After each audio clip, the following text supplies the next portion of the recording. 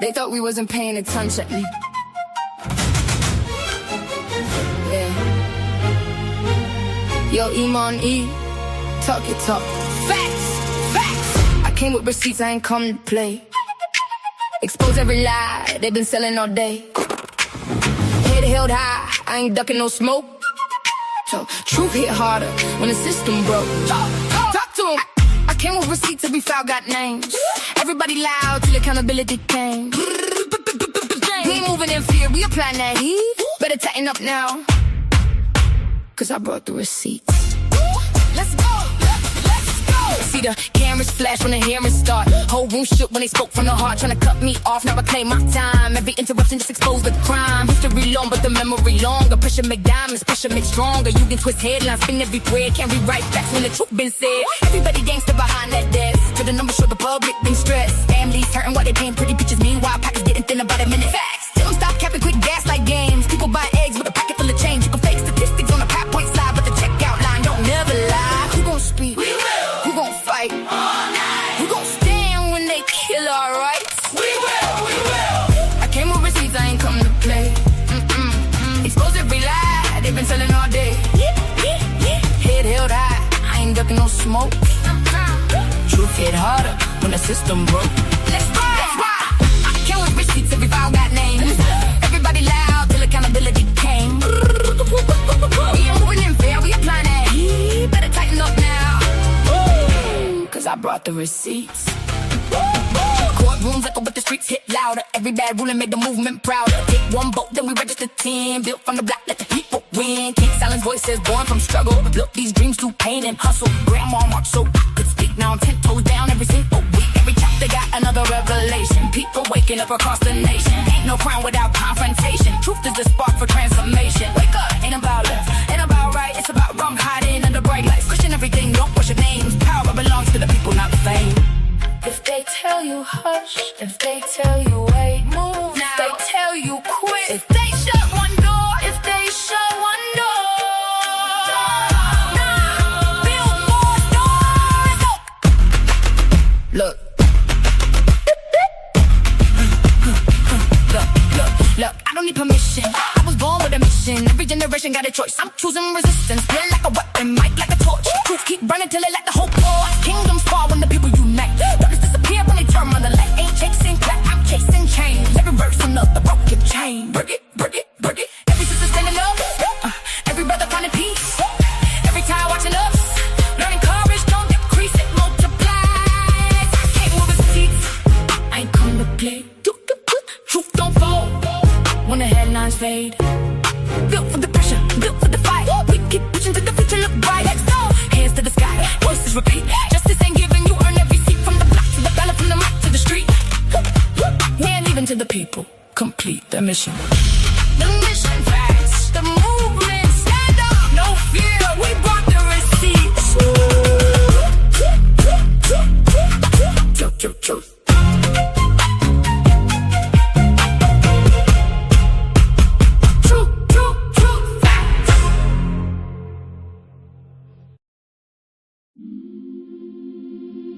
Yeah. Ain't no more quiet now. Nah. Tell them run that back. I said, hands up, head high, 10 toes. They monetize pain while the truth get froze. Big talks online, but they hearts stay cold. Still fighting for rights that was promised long ago. Ooh. We ain't your silence, nah. We ain't your fear. Hey. Every time they shut a door, we appear. From the city to the globe, here the people get loud. Yeah. You can bury one voice, but you can't stop the crowd. Whoa. Yeah. I'm from the side where the pressure make diamonds, where mothers pray hard cause the system stay violent. Kids learn trauma before they learn signs. Politicians campaign while communities dying. Look, everybody tweeting, everybody streaming, everybody woke till the camera stop beaming. Truth don't trend when the money intervening. That's why the real ones exhausted and screaming. Bitch ain't fake morals, podium capping. Whole lot of hashtags, ain't nobody action. Trying to sell the vision with celebrity distractions. Meanwhile, rights disappear through strategic reactions. Close schools, close polls, close cases. Still see hate written all on their faces. History repeating, just switching the phrases. Different decades, same games, new stages. And they wonder why the people don't trust. Every headline feel dangerous to us. Every promise turned dust, but we still rise up, rise up, rise up, rise up, rise up, rise up, rise up, rise up, rise up. Hands up, head high, 10 toes. They monetize pain while the truth get froze. Big talks online, but their hearts stay cold. Still fighting for rights that was promised long ago. Hey, we ain't your silence, we ain't your fear. Every time they shut a door, we appear. From the city to the globe, here the people get loud. You could bury one voice, but you can't stop the crowd. Yeah, now everybody playing God with the algorithms, programming narratives and calling it the system. Who decides truth? Who decides wisdom? If the future artificial, who protect the children? Too much rage in the timeline scrolling. Young minds vulnerable, anger overloading. Everybody radical when the fear keep growing and the world stay tense while the missiles stay loaded overseas. War drums, contracts get signed. Oil, power, money always hide behind pride. Poor folks pay while the billionaires glide. And the news turn trauma into primetime vibes. Talk peace with a smirk while the stocks go up. Tell the working class, hold on, but enough is enough. People tired, people broke, people fed up. Still they call us angry every time we stand up. Stand up, stand up, stand up, stand up, stand up, stand up. Listen, it's bigger than left or right, bigger than red or blue. People just wanna live, people just wanna breathe, people just wanna matter. But every generation gotta drag justice uphill, while somebody profits off the chaos. That's the part they don't say out loud. Hands up, head high, 10 toes. True hit harder when the beat line rolls. Can't sell fear to a soul that knows. Power to the people, let the whole world know. We ain't your silence, we ain't your shame. If the people wake up, everything changed. From the city to the globe, hear the whole crowd roar. You can't dim light when the spirit want war. Rise up, even when they try to divide us. Rise up, even when the pressure find us. Yeah. Still here, still loud, still fighting. Love.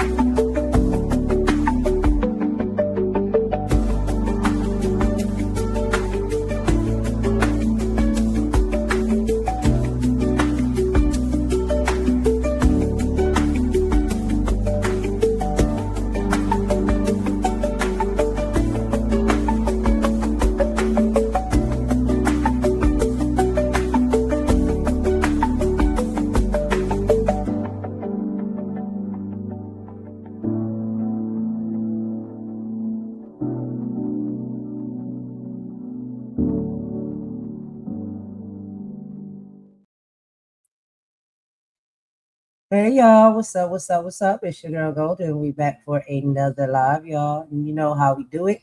We got to get into some political updates. But it is about 12:39 p.m. here Eastern Time in the Carolinas. And the weather is hot outside yet again, y'all. So I'm glad to be inside, kicking it with my lovely co-host Imani. And we'll be covering some political updates, as you can see, that have been in the headlines within the past few days. Y'all, I know I got a raspy voice anyway, but my voice sounds even worse today because I think I'm getting sick. So y'all bear with me as far as talking and whatnot. My voice is a little hoarse and it's a little low because I'm trying not to talk too loud, to burn it all the way out. But anyway, y'all, before we get into the meat and potatoes of the live, y'all, I just want to say thank you so much for coming over and kicking and rocking with us. I hope everybody is having a wonderful day in whatever respectful time zone you're in, whether it's morning, afternoon, evening, or night. And I hope your weather is good. You're feeling good. Child, we almost there. We almost to Friday.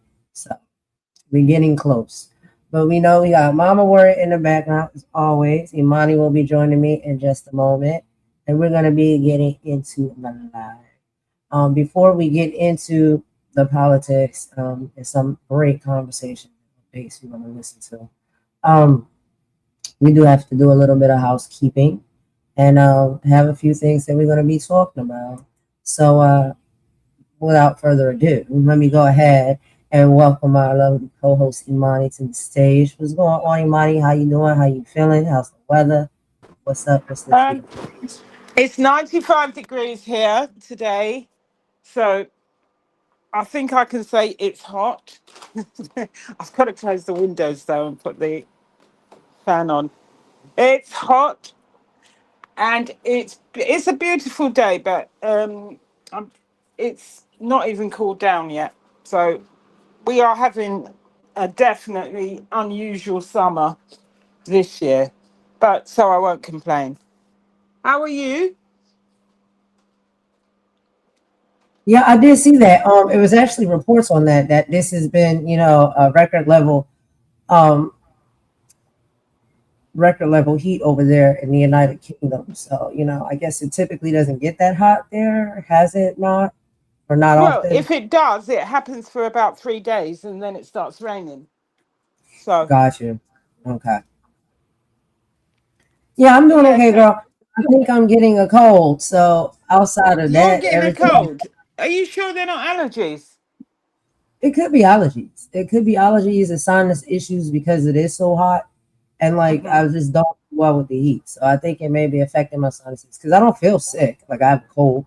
I just have like, congestion and stuff. And my throat, my Yeah, voice is red. it sounds like allergies more than or maybe a sinus infection.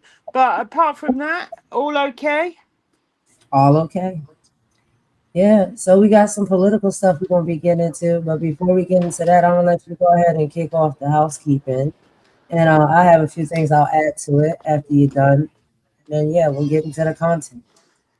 Yeah, it's very short housekeeping. It's probably going to be a deep cleanse um tomorrow, but I think it's really interesting the plays that people are trying, all for the love of two homosexuals in California and a zesty man in the UK, and now they've got a new savior, a 5'4" phantom zest man. How quaint. I think it's so funny. But, I don't have time for their foolishness. Like I said, we'll do a deep cleanse tomorrow and talk more about, bisexual me. And amongst other things. But apart from that, all I want to really say in the opening is thank you for joining us, those of you who are here. Um, you know, what was I going to say? You see, they've made me forget with all their You gotta, foolishness. shout out the channels and also, people Oh are yeah, probably you see, spreading their time.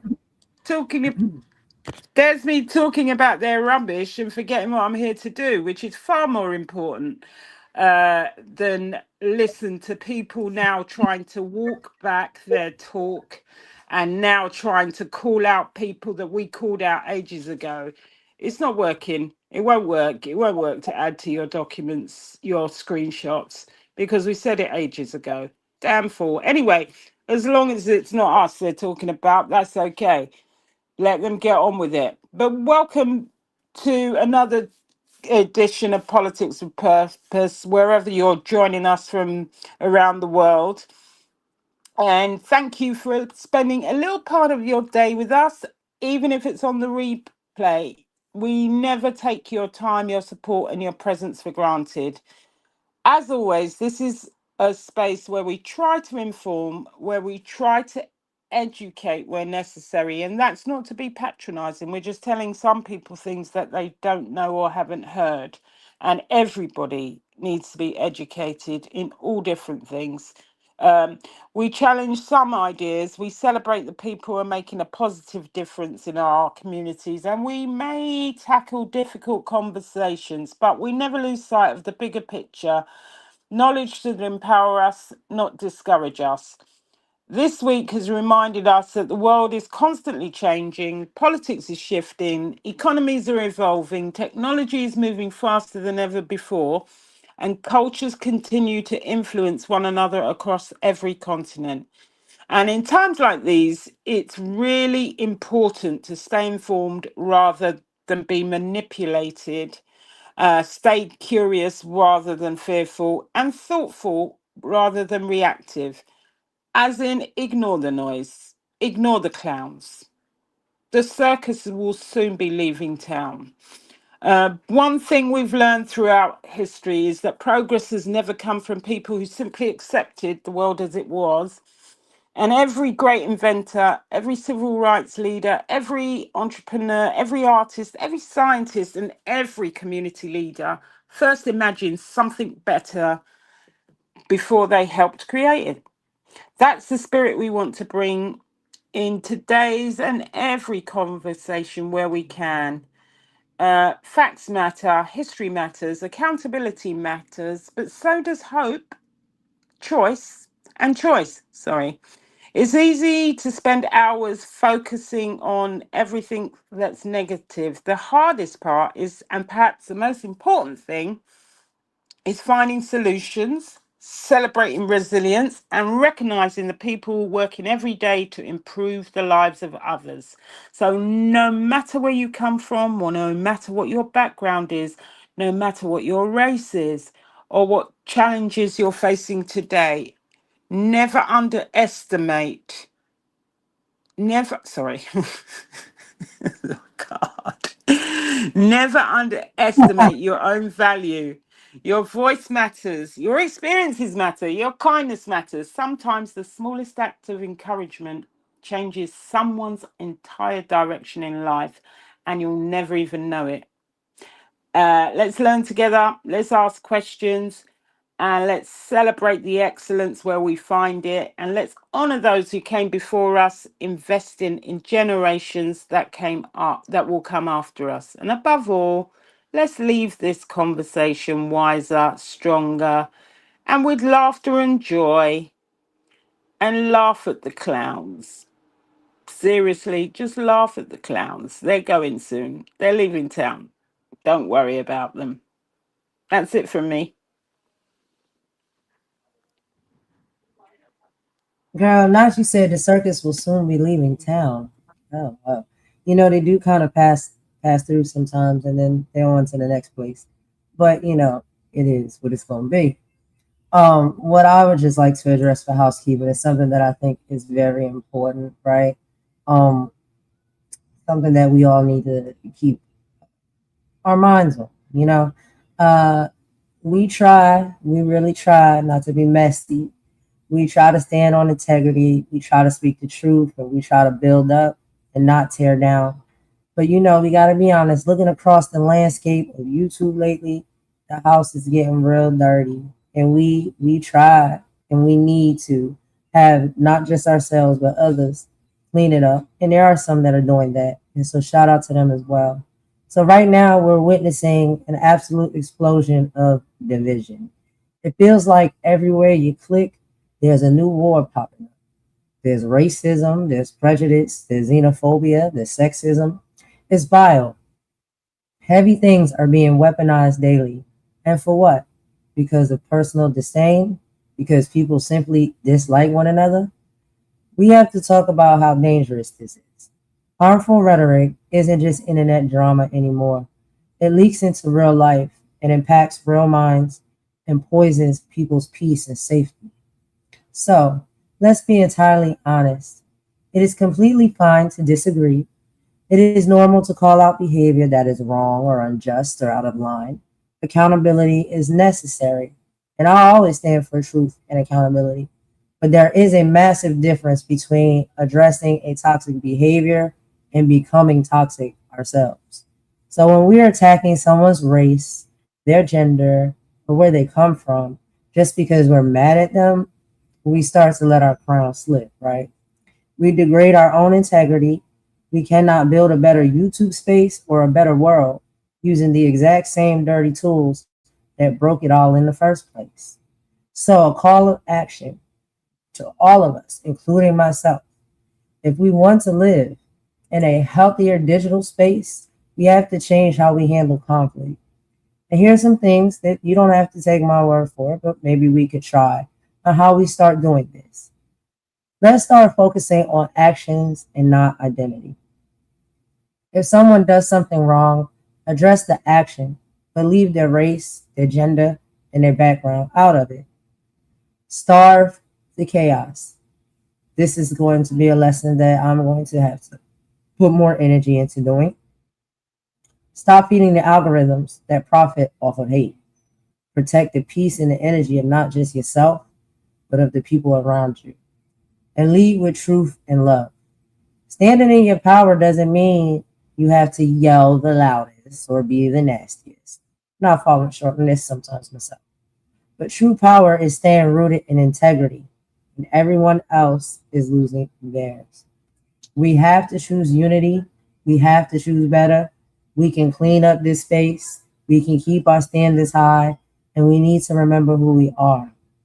So, y'all, if you feel me, maybe you will agree with some of those things, maybe you won't.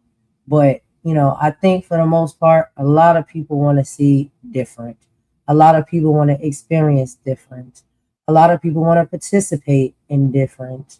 I think a lot of people, are kind of getting a little bit bored of going on platforms every day. And there's a fight, there's a beef, there's an argument, there's a fallout.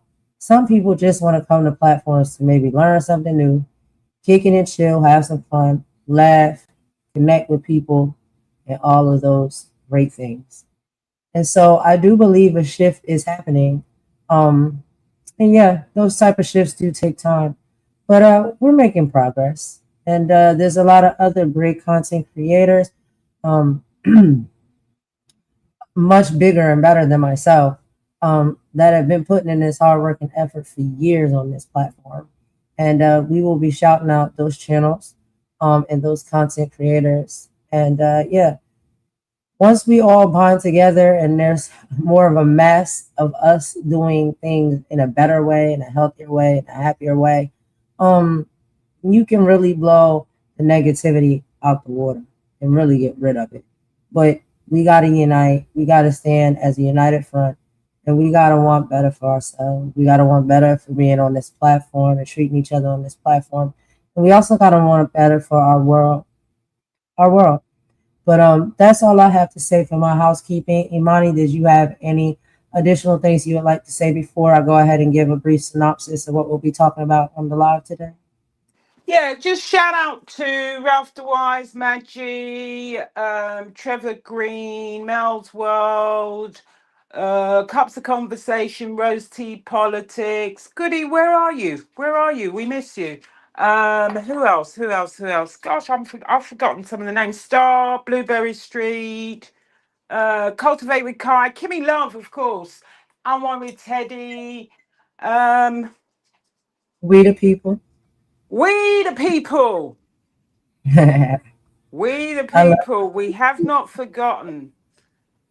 I cups of actually wished conversation. I downloaded that that live before it was taken down. We the people. Who else is there? Who else is there? Cups of conversation. Cups Polo of sport. conversation. Maggie Ralph, the wise. Well, who else? Mel's World. I'm trying to remember. I'm trying to remember Lacey's new channel name because I know it was something before, but it's something new now. But yeah, all of the Yeah. people. Polo's Porch. Mhm. Um. Who else? There's so many. There's Dropping really the so many. tea. Dropping Dropping the the tea. tea. 1-800 Brick City. Mm-hmm. Where is 1-800 Brick City? Haven't seen it Mama, you for. got Didi, Mama Warrior, Didi Fox. You know, she do Mama everything. Warrior. Oops. Again. Child, she got to Golden meet Queen me over music, here Tropical again. Teas music, Gooditopia. Just call me Sammy. There's all sorts of people doing all sorts of things. I'm just shouting out a few names. I don't know. Uh, I haven't actually been watching a lot of people in these past few days. Just go and support people. If you like their content, give them a like, share, subscribe. Some of you will never get a mention ever because your content is not only shite, it's toxic. But anyway, that's another story for another day. Yeah, watch some Trevor Green. He's really good. Um, that's about it, I think. I think that's it. I hope I haven't Yeah, forgotten anyone. The thing is, I have this list that I normally work from that I couldn't find today. So, you're going yeah, off and of because memory. I've been, and you know me, I've been admin up as you do, dealing with Yeah, paperwork. So I think I've moved the paperwork from where it should have been. But yeah, just few things going on in the background, which we will update you on in a few weeks. And like I said, they can keep doing what they want to do for these. Some of these people are faceless and nameless that they're running around caping for, and they want to talk about us windmilling. yeah. Oh my God. But that's it for me. Okay. But yeah, as far as us shouting out the channels and stuff, I know a lot of people may not understand it or get it, but we have to understand that despite people's personal discretions and things that they may have going on, um, and I do know that sometimes things get really rough, they get really nasty work and all of that, right? And because of those things, some people just don't understand, you know, let's be very clear.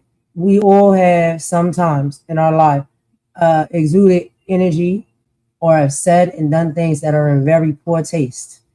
And when that happens, you do have to take accountability, I believe, for it. Apologize and maybe change your behavior. But I'm nobody's mother to tell anybody what to do with their own self and their own life. I can only apply things to myself and try to set an example of how I try to operate with my, um, presentation here on the platform. So again, also, we know that there's some things that people have going on amongst themselves that everybody don't know about. And I'm learning that and have been learning that as I go. Is that to say we should throw somebody completely away? I'm not the type of person that throws people completely away. So I believe redemption is possible. I believe that people can change. I believe that people can pivot, and go a different direction. But that's up to that person. It's not up to me. So yeah, I Did will you? shout out because I see people putting in hard work. I see people making content, and it's not easy to do, right? So you are doing something. You're doing a craft or a skill in your own way, in your own fashion. And I just think people should get recognition for that at minimum.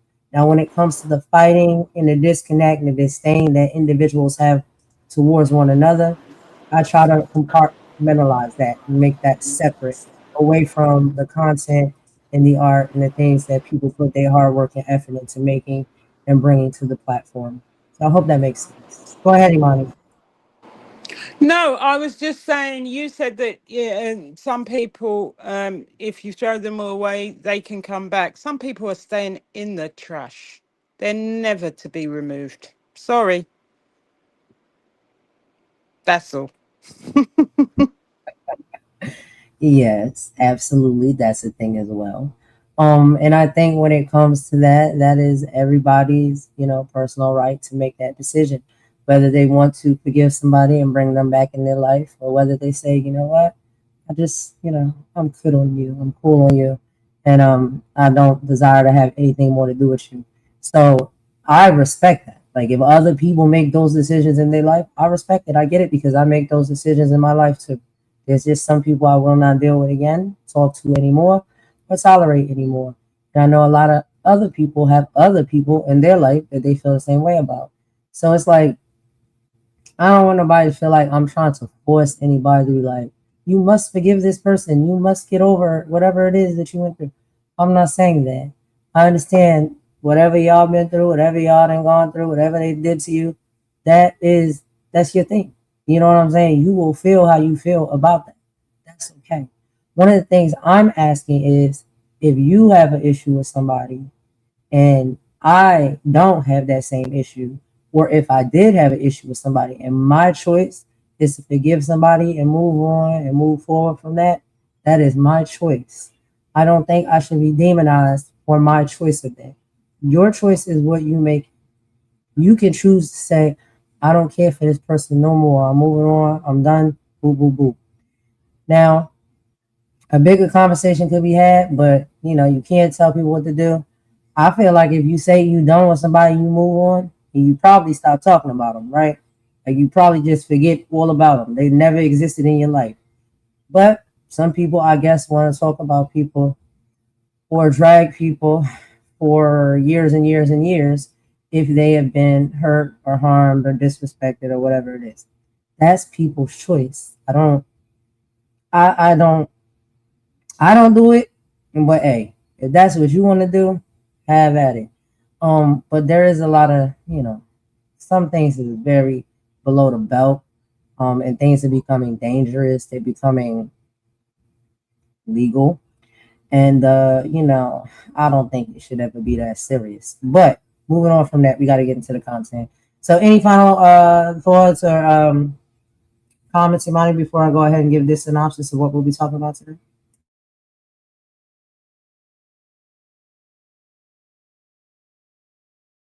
No, no, go right ahead. All right, so let's dive into it, y'all. So today we are going to be doing a political update live. Okay. Following today's critical housekeeping segment, we dismantled the narrative that entertainment, culture, and global leadership can stay separated from personal integrity. We will kick off the live with R&B icon Eric Benet, breaking his silence on why artists must stop chasing clicks and start holding up mirrors to societal injustice. From there, we'll fly over across to the Atlantic where global world leaders have completely frozen out Donald Trump at the NATO summit, showing what happens when national leadership loses its stable, reliable footing. We then will unpack the logistics nightmare and intense diaspora debate surrounding the Essence Fest of 2026, exploring questions of institutional ownership, unpaid local vendors, and how easily identity gets weaponized during internet conflict.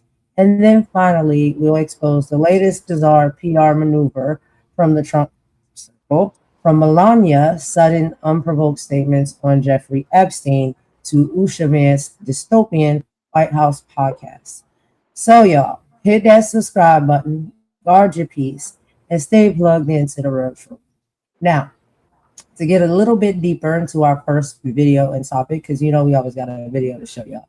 Shout out to Joy Reid and her podcast that she has independently now after leaving from MSNBC. And we enjoy her podcast. We watch her all the time. But she did sit down with R&B singer Eric Benet to discuss his unapologetically political stance on social media, wearing his LGBTQ T-shirt and calling out system hypocrisy. Benet notes that when he began his career in the 90s with Warner Brothers, the prevailing industry rule was never to talk about politics or religion to protect record sales. Deciding around age 40 to drop that filter, he strongly critiques current Gen X hip hop and R&B artists who silently chase oligarchy money, pointing to icons like Stevie Wonder and Marvin Gaye who use their music as a megaphone. Benet claims music has devolved from a reverent art form into an advertisement for personal branding, finishing by teasing his upcoming single, Who's Going to Save Us? So, y'all, let's go ahead and get into this first clip. I'm going to get it set up in just a minute here. Did you have any comments on this, Imani, before we hit play? Nope. You just roll the tape. All right, girl, I got you. Let's get into it. So, per usual, y'all know we were going to meet you in the chat as we listen to this together and do our commentary. So, let's shout out to Joy Reid. And like I said, if y'all have not visited her platform, you really should. She does some really excellent interviews over there. Talks about, of course, politics. Unapologetically, just the way we like to do it over here as well. So she is very inspirational to us. And let's go ahead and get into it. Eric Benét, y'all.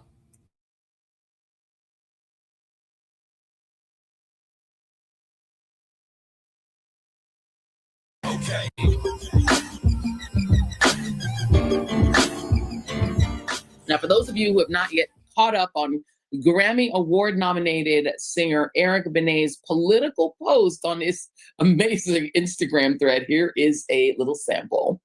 My emotions don't know what the to do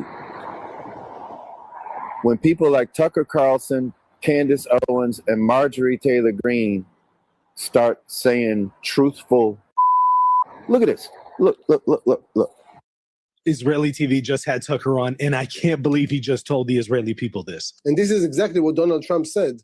He said that the United States would have been in danger. So you don't believe Donald Trump? I don't believe Donald Trump. And I also think as an Israeli, you should pause before using the phrase terror regime, since you live in a country that just murdered thousands of children in Gaza. We should all pull back a little bit. Hey, what's going on, y'all? This is Eric Benet. And on today, I am rocking my BU Rainbow LGBTQ t-shirt. Support my gay community out there. What's going on, y'all? You guys, it's only been a year. Give him a chance. Give him a chance. I don't agree with all of his decisions. I don't agree with everything he's done, but give him a chance. Give him a chance. You know what I hate? Say immigrants don't make this country great.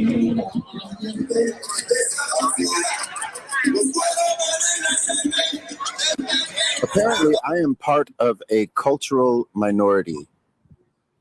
A dwindling spattering of the population who has never ever seen one episode of Love Island. And the stellar, brilliant, talented, and fabulous Eric Benet joins me now. What's going on? What's up, man? How are you? Listen, can I tell you that I have been a fan of yours forever? No, don't say that. It's too much pressure. I can't believe you know who I am. Get out of here. I'm a fan. No, thank you so much. I mean, you was too much for them. They was like, this black girl is too much for us. We got to get her off these networks. Well, you're apparently too much for him too, because I can't tell you how many times I'm like, people are like, did y'all know Eric Benet political? He political. And I'm like, yes, I follow him on Instagram. Like, he's so political. And they're like, when did you become so political? I'm like, you guys have not been following him for very long. When did you become so political, sir? You know what? It's one of those things. Somebody said something about Michael Jackson, like his training at Motown, and it's like they did with artists back in the day. And there was still remnants of that when I first started in the 90s. And it was, don't you ever talk about politics? Don't you ever talk about religion? Every time, nothing controversial. It's just always about music and kumbaya and love and rainbows. And that's all. It's about vibes and music. And when I first got my deal at Warner Brothers, I remember sitting with the publicity department, because I've always been me. Mm-hmm. And they would say, Eric, yeah, why don't you tone down that loud Milwaukee thing you got going on? And because we trying to sell some records.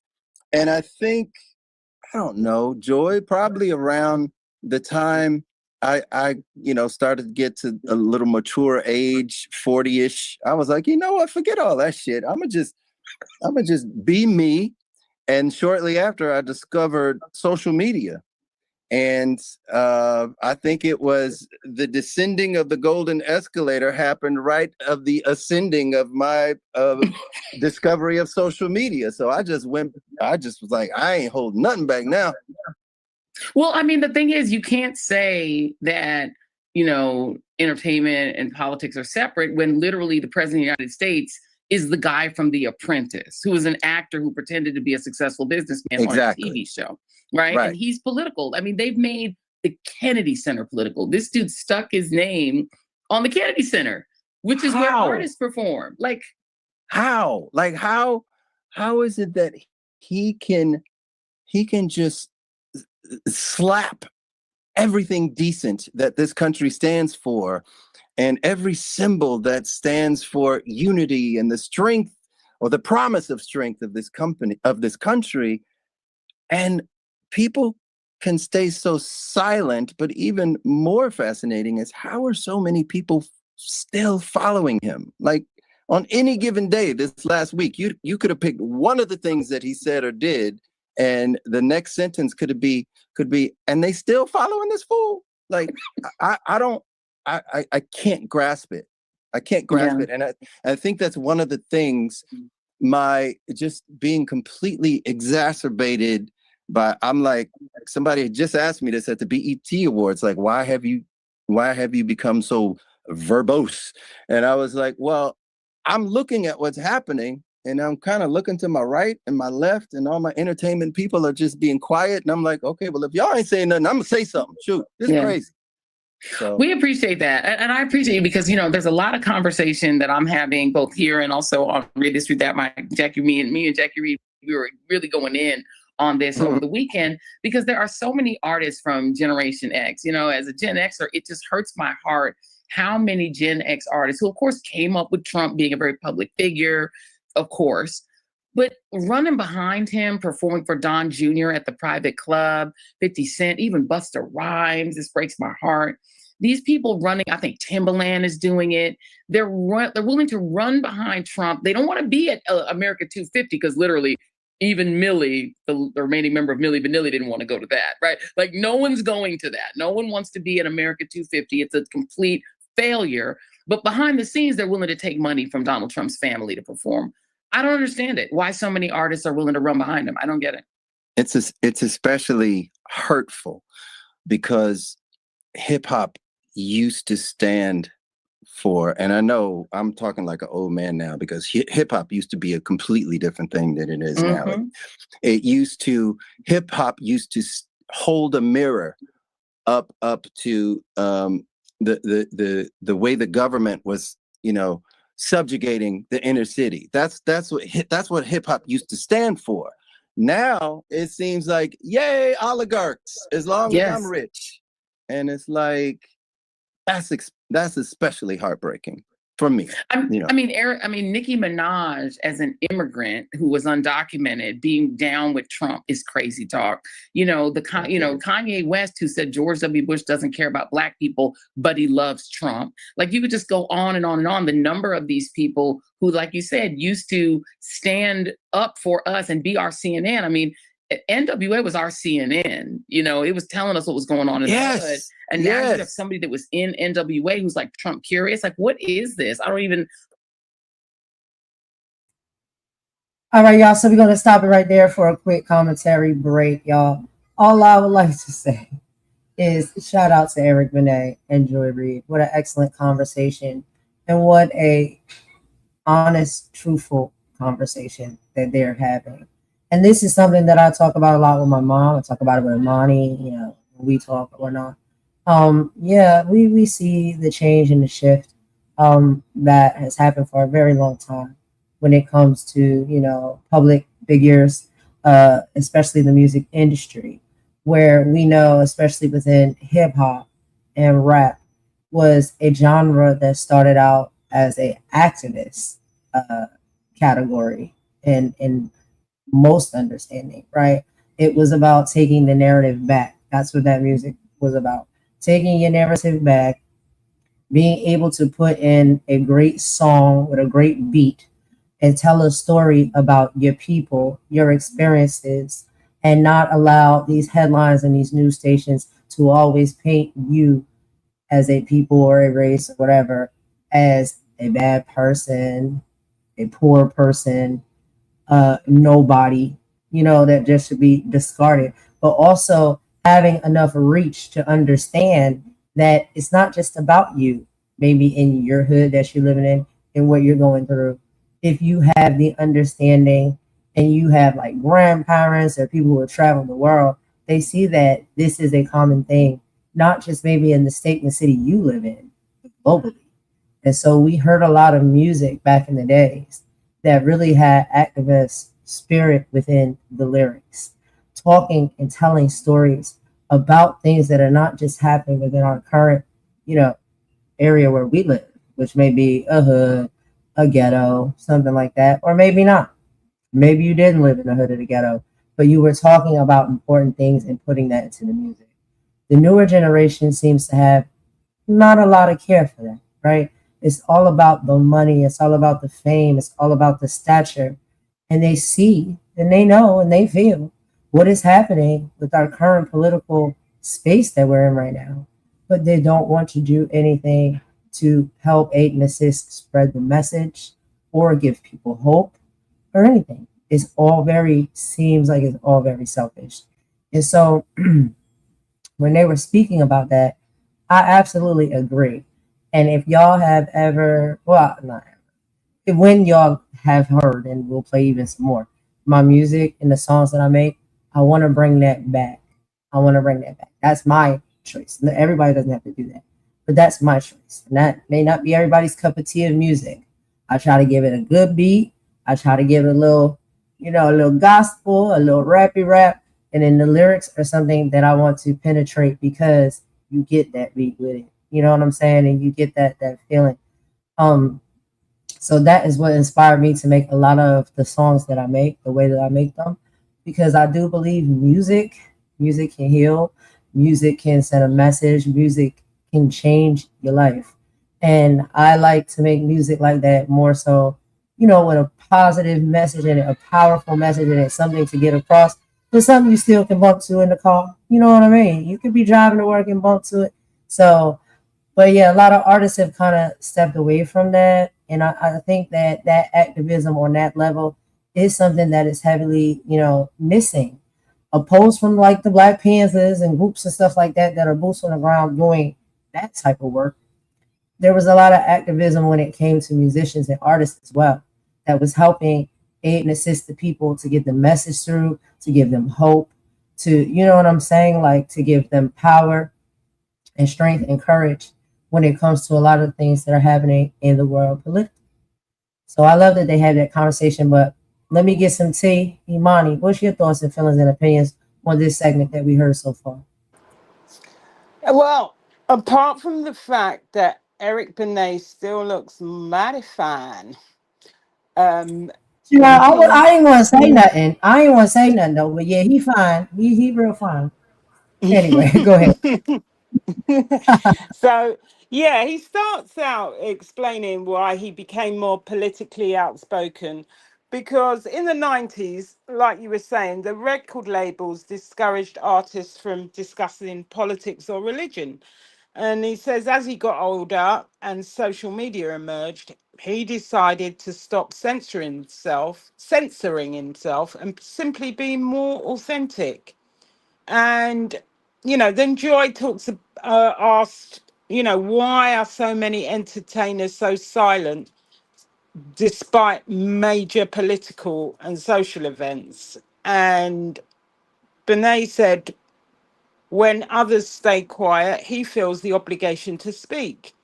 And I think this is something that should run through everything we do. We shouldn't have to stay silent just because others are either too scared to speak or don't want to speak. Then they get to talking about Donald Trump and, they question his continued political support despite all the corruption, despite all the controversies. And Reed, you know, she's just like amazed that so many people continue backing him regardless of his statements and his actions. And then yeah, they moved into the discussion you talked about hip hop, which has shifted away from social activism. um and because before it did challenge power structures and expose injustice.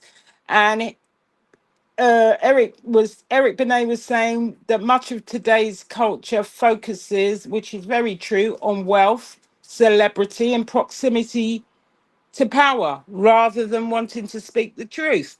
Most of them don't really care as long as they're getting what they want and getting that proximity they want to power. And you know, it just, you know, he talked a little bit about Trump and his family, and why many of the artists who now supported him, who support him, once represented protest or social injustice, and they now are willing to align with this creature.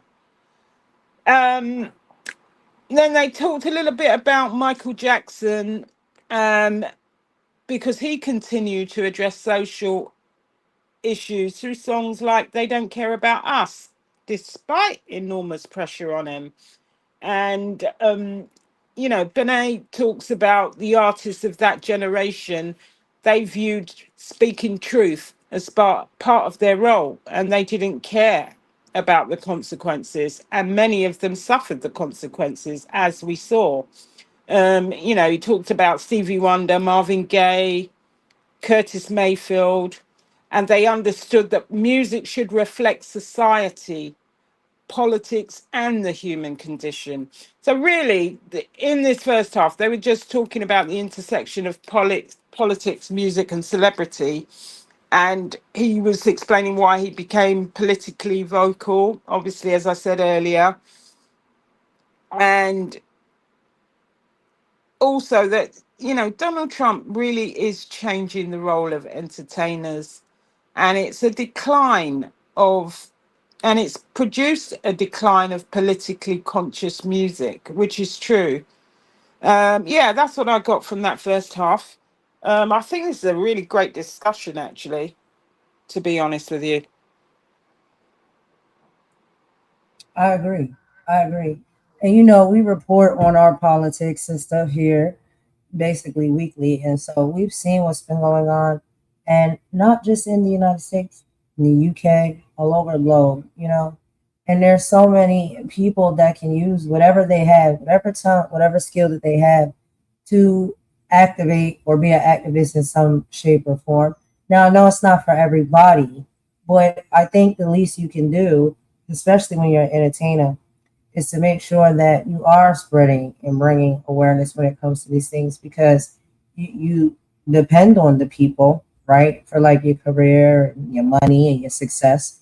And you have no problem taking those things from them, their time, their money, you know, all of those things over years and years. But then when things get tough and hard for them, and let's be clear, even celebrities and artists are being affected by this political structure and shift that we're seeing globally. I think the least you can do is talk about it in some type. But a lot of it is very self-serving. They want to take a seat or a space somewhere where it's, you know, majorly beneficial for them and their family. And I understand, you know, wanting to look out for self, but being a public figure, I believe you should be able to at least do something at a minimum to look out for the public that has supported you and made you be in the position that you're in. Because if it wasn't for the public, you wouldn't be there. So give back in any way that you can. And there are a lot of great, celebrities, musicians, entertainers, and all of that do it. And we see it and it's appreciated. But there's some that's just like, you know, the heck with everybody else. I just need to make sure me and mine are straight. That's it. And we can't even say that's just a, you know, celebrity thing. It's a lot of people who have that mindset, period, across the board, whether they celebrities or public figures or just, you know, regular everyday workers and people and stuff like that. There's just some people that care about the masses, and there's just some people that don't. But I'm glad Eric Benet is calling it out. So what do you want to do here, Imani? You want to go ahead and play the second half, which is only a 19-minute video, so we only got 8 more minutes to go. Want to play that and then take a song break before we get into the next topic? What do you think? I didn't hear that. Hello? Say it again. Sorry, I didn't hear that. What you said. Oh, your mic is going out in and out. But I was saying this is just a total 19-minute conversation. So I said we've Yeah, already got through we can play this the all. We can play all of this, but second yeah. and then a song break, right? Yeah, if we need to. Okay. All right, let's go ahead and get into the rest of the conversation. Y'all will meet y'all in the chat. Understand it. And I can imagine as an artist, for you, it must be like doubly horrifying. Yeah, it's doubly hard because I feel like not just with I'm not trying to beat up on hip hop because I don't hear a lot of like R&B crooners. No one's saying speaking the anything. Truth either. By the way, sir, I'm sorry to interrupt you, but Michael Jackson would never. Michael Jackson, they don't really care about us in the midst of all his strife. Michael, he was white as a sheet by the end, but in his heart and soul, he was like, 100%. I'm still black, y'all, and I'm still speaking. 100%, 100%. I just feel like back in the olden times, back in the 80s and 90s, I felt like artists. I felt like, and I came up in a time where I used to look up to those artists like Stevie Wonder and Curtis Mayfield and Marvin Gaye, who felt like, oh, if I'm an artist, it's my job to hold up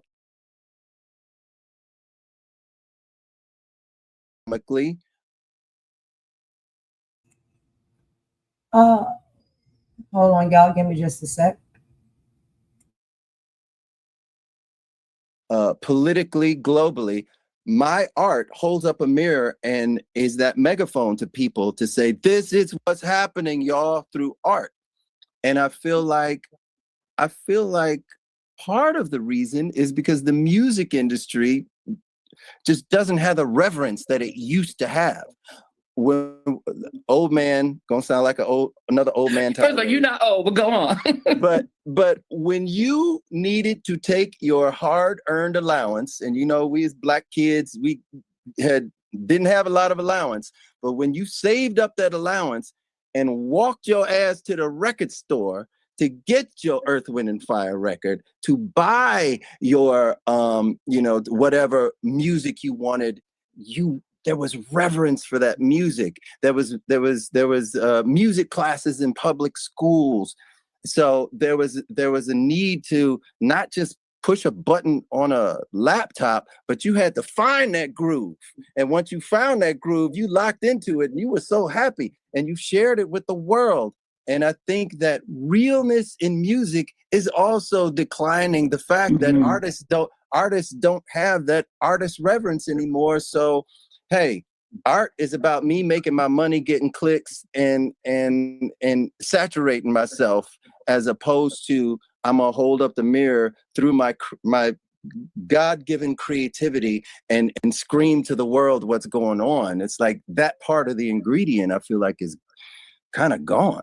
Yeah. You said one thing I want to touch on before I get it, because I want to talk to you about social media, and you did a couple of things I wanted to sort of expand a little on. The music industry, sir, seems to me to be maybe the most exploitative and difficult of all of them. I mean, Hollywood has its real challenges. My sister's an actress. You're an actor as well. Hollywood is challenging when it comes to like exploiting folks. But there's something about the music industry that Prince had to change his name to a symbol. Michael Jackson had to fight for his art to own it. And then when he tried to buy the Beatles catalog, they almost went to war against him. What is going on with the music industry? And has it gotten better? Because, I mean, look what Diddy was able to do to people. Like the music industry, a lot of people talk about Clive Davis being horrible, to artists in terms of getting paid. Is it as bad as we think it is? Yes. I feel as though it's worse. Because why? Because it is. Could you imagine Could you imagine if you were a painter and you painted these, you went out and you bought the oil paints or the watercolors or whatever it was, and you poured your heart onto this canvas and you painted these paintings. You got 50 paintings at home, and then somebody would just come to your house and say, oh, thank you very much, I think I'll take these. And you'd be like, well, those are my paintings. Oh, they'll be hanging on my wall in my house. You can come see them if you want to. So it's like we dig in our souls to create art, and we are expected now with this generation to just give it away for free. And that's really what we do. You don't make any money in the music industry. There is no money in making music. It's really about the personality or the persona that you're attracted to because of the music. I'm able to do things like be on Joy's show, and then I can, if people hear my music that I give away for free, if they think I'm good enough, they will come to my live show, which is awesome. They'll pay for that. And or you can go the route of, hey, I'm going to be on this TV show or this reality show. It's like music has become the background that is not important anymore. So it's no longer an industry of making this revered piece of art and having people, invest in it. It's like an advertisement for all the other things that you can do, or all the other things you can exploit about yourself. So it's very sad, especially when, like I said, I came from, I used to play, I dropped out of college and I started to play clubs in the 90s, like making $75 a week, perfecting my craft, going to a recording studio, writing and playing instruments with my cousin and my sisters. And it ain't that no more. It ain't that no more. It's not that for the artist, and it's not that as a revenue source. It's let me show the world either what a train wreck I am or what an interesting individual I am, and then I can sell my hair dryers or my or GL1 pills or whatever you want to sell. It's like it's a racket, and it's sad. It's like all right, y'all. So we'll stop there for a quick commentary break or whatnot. Ooh, well, I'm gonna be quite honest. I understand absolutely what he's saying. I've never been a musician or an artist, but I know and I can see how it's probably a lot different and harder for musicians and artists now. We do live in these times of technology. And even myself, you can see, I'm not an artist who knows how to play instruments. I sing karaoke, child, but I don't sing professionally. Right? I just do it for fun. And so that is very hard work to be an artist that knows how to play instruments and, knows how to use their voice as an instrument and do that very well and be able to make bodies of artwork, which is music is artwork. That used to be, profitable. And they used to get a lot more respect and, interest. When technology came along, I believe technology did change things a lot for artists. And I guess they are feeling that. And it is unfortunate that things do shift and change that way.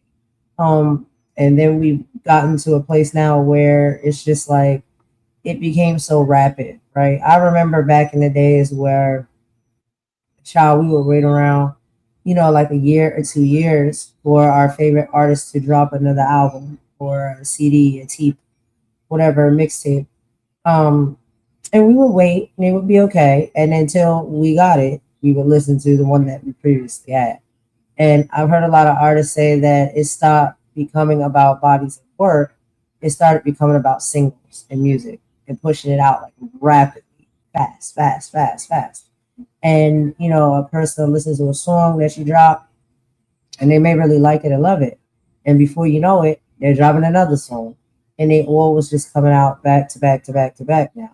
But back in the day, it wasn't like that. You really cherished and appreciated the music because you weren't getting it as frequently and as often. And so you held with it, you rocked with it, you listened to it in and out from beginning to end, over and over and over again, spin on spin on spin.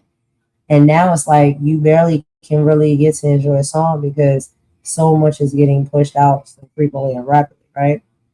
And I do believe that is, a thing. People want things so quickly, but then I do believe that technology as well with AI, such as myself, making AI music, I believe that that's probably a reason too. So I don't know. What do you think about that, Imani? You let me know. Um, yeah, I mean, I watched this whole interview, and he's right. He talks about the fact that musicians, they give away their work through streaming for free, and they earn very little from their music nowadays, and their revenue largely comes from branding, merchandise, and other ventures.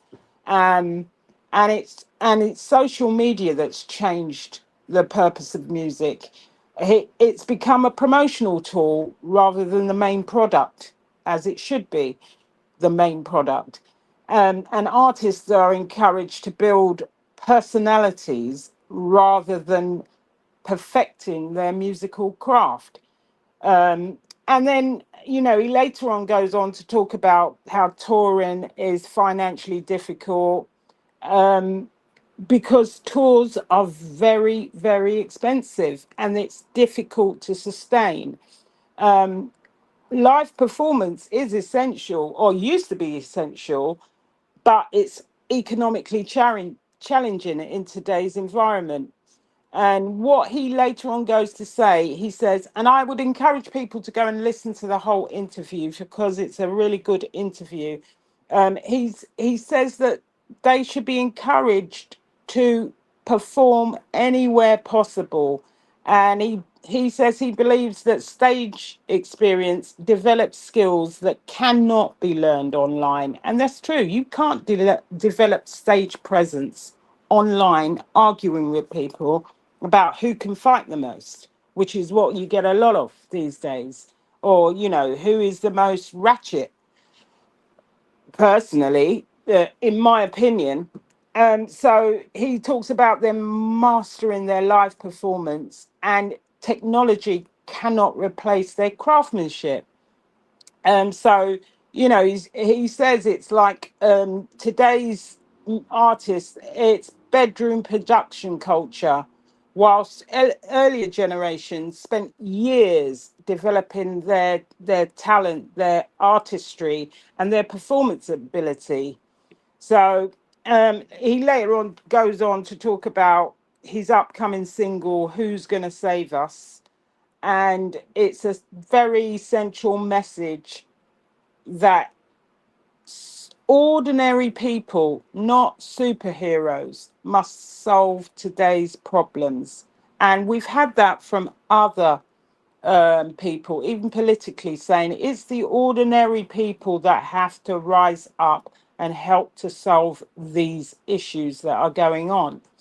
But he also closed with an optimistic note, saying that change begins with individuals using their own voices.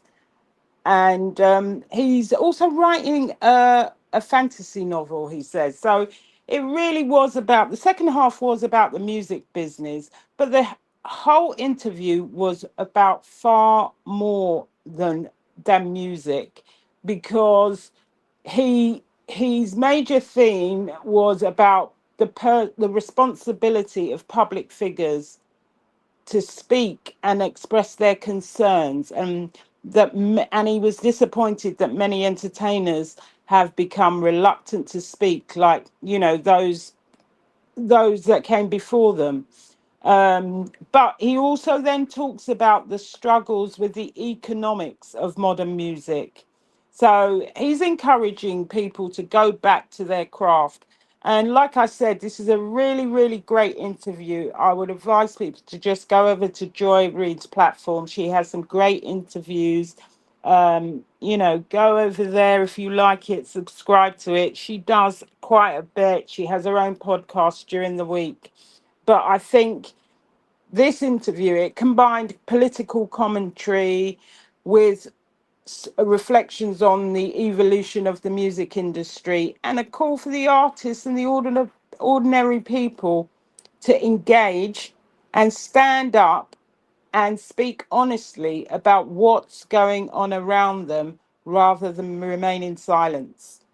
And I thought it was great because when you get a public personality like Eric Benet coming out and speaking, I've never really heard him speak. I think this situation is encouraging voices and voices that you least expected to come forward and take a stand. That's what I got from the whole thing. But I would advise people, go and watch the whole interview. It's only 20 minutes. We've played half of it or just over half of it. But please go over and watch it.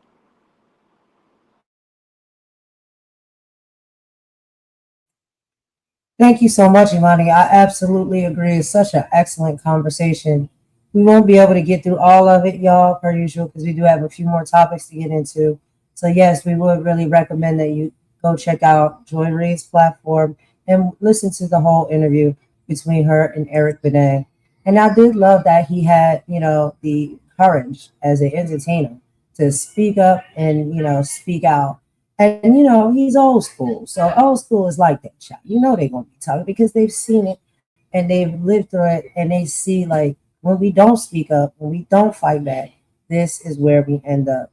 But, yeah, the call to the lead with truth to keep standards is high. He highlighted tragic results of what happens when people stop standing on integrity, instead choose the alarcs as long as I'm rich. His critique reminds us that true power doesn't come from chasing numbers, algorithms, but from using your platform to speak truth and pull communities together rather than dividing them for a check. Because y'all, out here these days, everything seems to be for the love of money. But we're going to go ahead and take a quick song break, y'all. Shout out to the OJs. I love the OJs as well. After we come back from this song break, we'll be getting into some Trump discussions. But a lot of world leaders are not very happy with him. And we'll be listening to none other than Ben Masilas, who is going to report on some of that for us. But let me play this song for y'all, and we will be right back.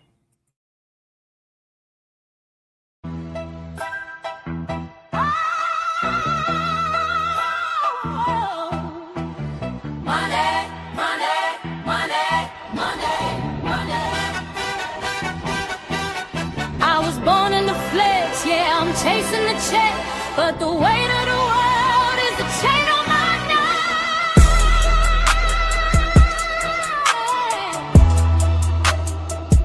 neck. Look, check the clock, check the pace, check the greed. Everybody sprinting just to get what they need. They don't care about the person, they don't care about the heart. Just a number on a ledger trying to tear the soul apart. Getting paid by the hour, yeah, they stacking up the stress. Why the people at the bottom try to clean up the mess? It's a cycle, it's a system, it's a cold-blooded race. They look you in the eye while they try to take your space. For the love of the money, we're working through the dead of night. For the love of money, trading our time for a flicker of light. For the love of money, they'll sell the truth just to get the pay. Doesn't matter who you are, they're gonna look the other way. For that mean green, the hustle's got us on our knees. I need the racks, but not like that. I need to win, but keep the facts. Everybody's acting for the digital stage, selling out their spirit for a click on a page. Clickbait the drama, honestly the fake. How much of your integrity are you willing to stake? They're getting paid to hollow out everything we seek. The bank account is heavy, but the character is weak. Check the status symbol, check the bottom line. The pressure of the climb's gonna drive us out our mind. Chasing down the bonus isn't worth the cost of time. Got to have it, I'd rather have the truth. Stop trading all our wisdom and the fire of our youth.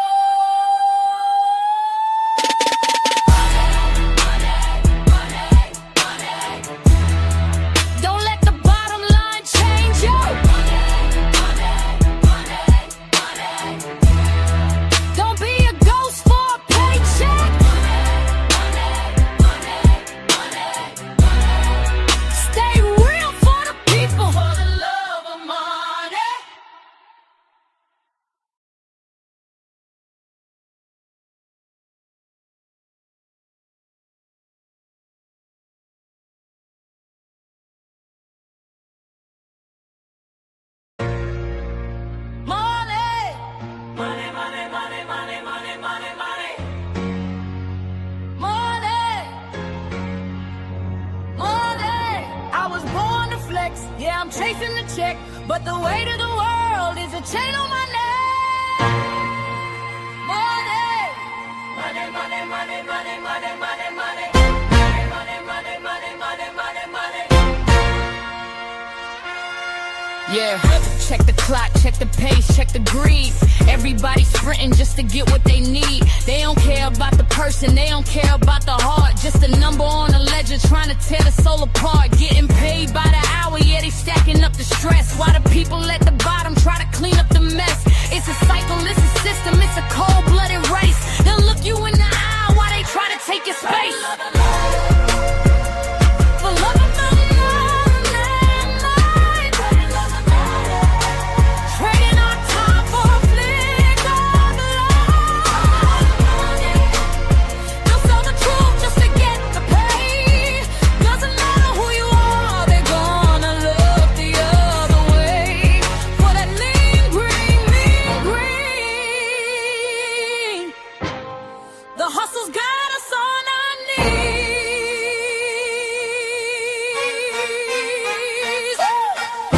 I need the racks, but not like that.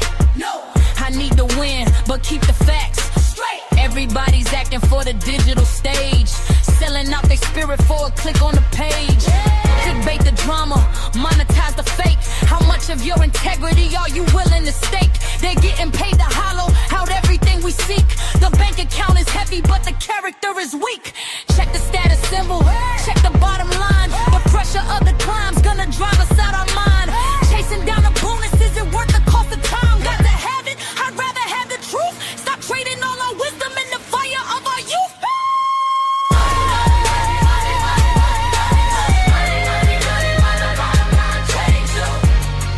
Don't be a ghost for a paycheck. Stay real for the people. Money, money, money, money, money, money, money. Don't be a ghost for a paycheck. Stay real, I'm calling the people. Money.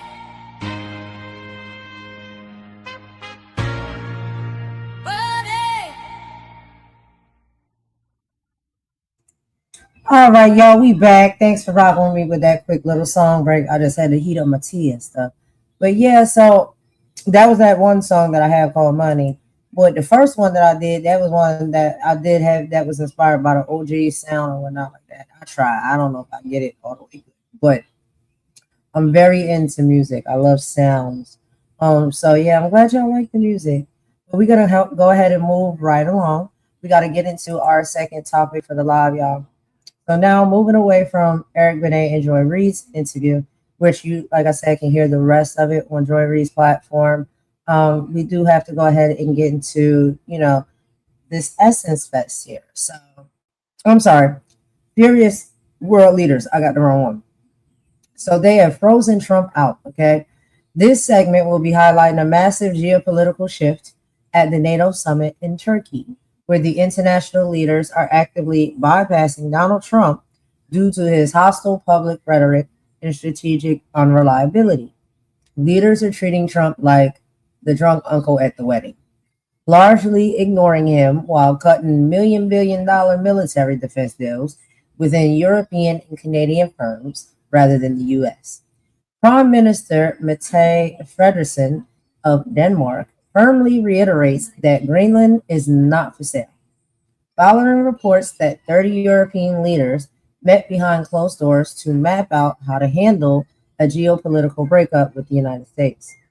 Notably, Italian Prime Minister Giorgia Meloni and Spanish Prime Minister Pedro Sanchez revealed that despite Trump's aggressive hostile trade threats against Spain publicly, he remains perfectly passive, quiet, and cordial when forced to speak face to face. So, of course, per usual, y'all, we have a video to show when it comes to that. But before we get into that, Imani, do you have any thoughts, feelings, or opinions prior to playing the video? No, I'll wait till you've played the first half of it and I'll comment.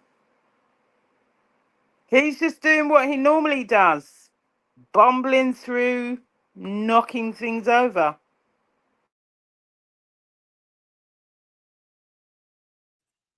Absolutely. And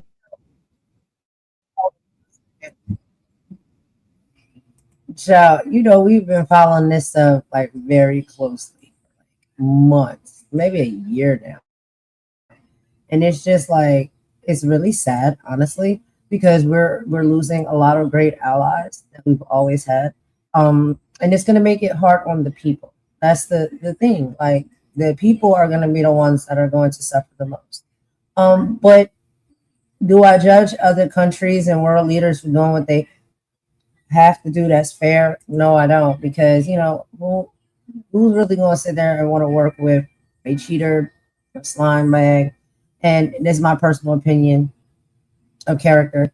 But we see what he's done, and we see how he tries to treat other world leaders and countries as if they are beneath him. And honestly, I think that all of this is what is. It doesn't seem like it right now, but I think it's God's plan, because I think that all of this is going to start to lead to balance throughout the globe. Because for a very long period of time, there was some type of hierarchy as far as, oh, the United States is the best state in the world. I think the balance will come, but we got to get through the rubbish first. We'll talk about that later. Let's get into the video now. We'll meet y'all over in the chat. Y'all let me know what y'all think about this. And shout out to Ben Silas and the Midas Touch Network. If y'all haven't checked out their YouTube channel and platform, please do it.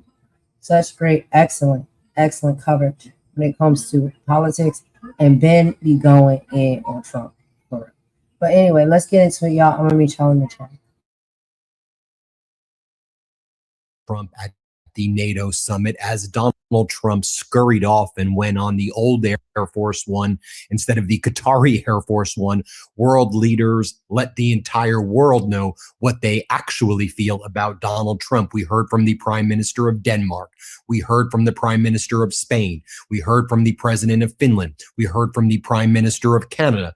And in addition to their words, they're speaking with actions as well, snubbing U.S. military defense contractors in favor of European and Canadian defense contractors. NATO announcing a massive defense deal with Saab Bombardier for AWACS. You know how the U.S. has those E-3 Sentries, which were hit pretty hard by Iran, that are made by Boeing.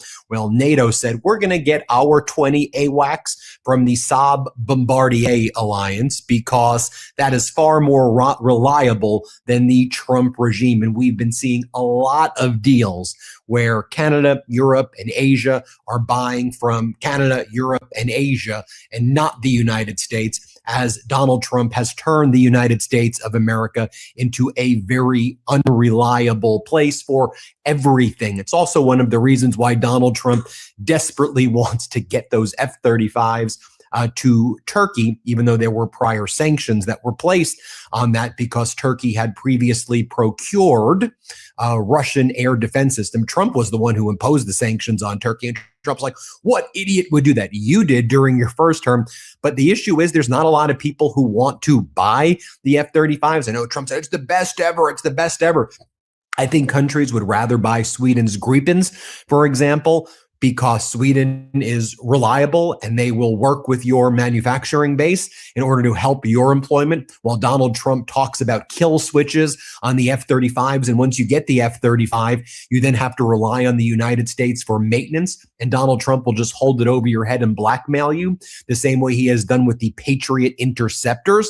And also Trump will recklessly maliciously not abide by contracts with American defense contractors that are entered into with foreign countries. And he will always do clauses that he can say, well, we're not going to give you the weapons. We're going to just divert your money for our own catastrophic and unlawful wars. Let me show you what's going down right now as you have the Prime Minister of Denmark. Listen to what Mette Frederiksen had to say when she was asked by a reporter. An extraordinary premise that I even have to ask you this question: is Denmark ready for war with the United States? Are you prepared to militarily respond if the United States invades Greenland? Watch what she says. Let's play this clip. Denmark ready to militarily defend Greenland? An extraordinary premise, but is it ready to militarily defend Greenland if there is an attack from any party? We are ready to defend every inch of NATO, including our own territory. But one of the reasons why we have built NATO many, many years ago is if anything happens to one of us, then everybody should stand up for each other. I mean, Article 5 is our insurance. It goes for the eastern flank right now with the hybrid war coming in from Russia. It goes for US when they were attacked 9/11. And the same goes for Greenland if anything happens in our direction. More from the Prime Minister of Denmark right here. Here's what she has to say. Let's play it. Against any party, whether it's a foe or whether it's an erstwhile friend, you will defend every inch of Greenland. Of course, we will defend the Kingdom of Denmark. She goes on to talk about how Greenland is not for sale. Let's play what she has to say. Yeah, I heard the US president yesterday, and I think the US position is unfortunately very clear on this topic. And our position is as clear as it has been all through. Greenland is, of course, not for sale.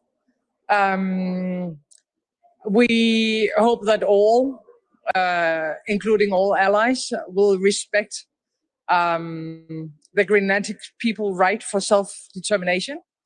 And we are a sovereign state, and we need everybody to respect our territorial integrity and our sovereignty. Then we heard from Prime Minister Carney, who met with Mette Frederiksen. Here's what they had to say. Play this clip. I'll say for Canadian colleagues, we have no greater friend and tighter ally than Denmark.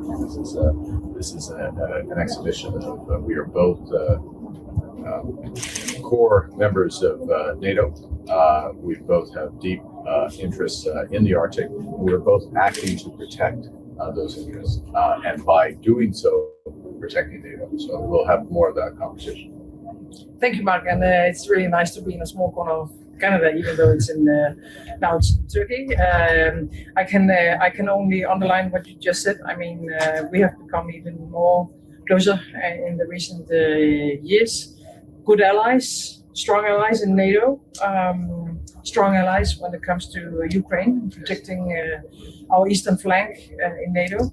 Then we heard from Finland's President Stubb. Here's what he had to say when he was asked, should allies express their solidarity with Denmark over these new threats? He goes, we do. Play this clip. Should allies express their solidarity with Denmark again over these new threats? We have always expressed our solidarity with Denmark. And then I'll just tell you what Italian Prime Minister Giorgia Meloni had to say because it's in Italian. And so I'll translate it for you. She said, we said from the beginning that we would not participate in any attacks against Iran, and that has not changed. Let me be very clear. We are not participating in attacks against Iran, and we will not participate in attacks against Iran. Could I be any clearer here? We also heard from the Prime Minister of Spain, Pedro Sanchez. Donald Trump has attacked Spain relentlessly throughout NATO, and he has ordered his Treasury Department to place an embargo on Spanish goods, and he has demanded that NATO kick out Spain.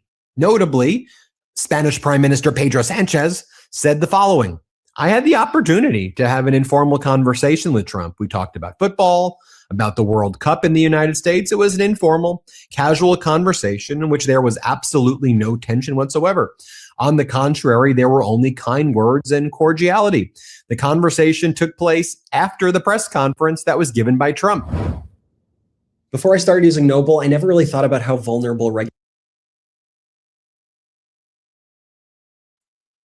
All right, y'all, we're going to stop it right there and take a quick commentary break. And Imani, I'll go ahead and let you take the lead on this one.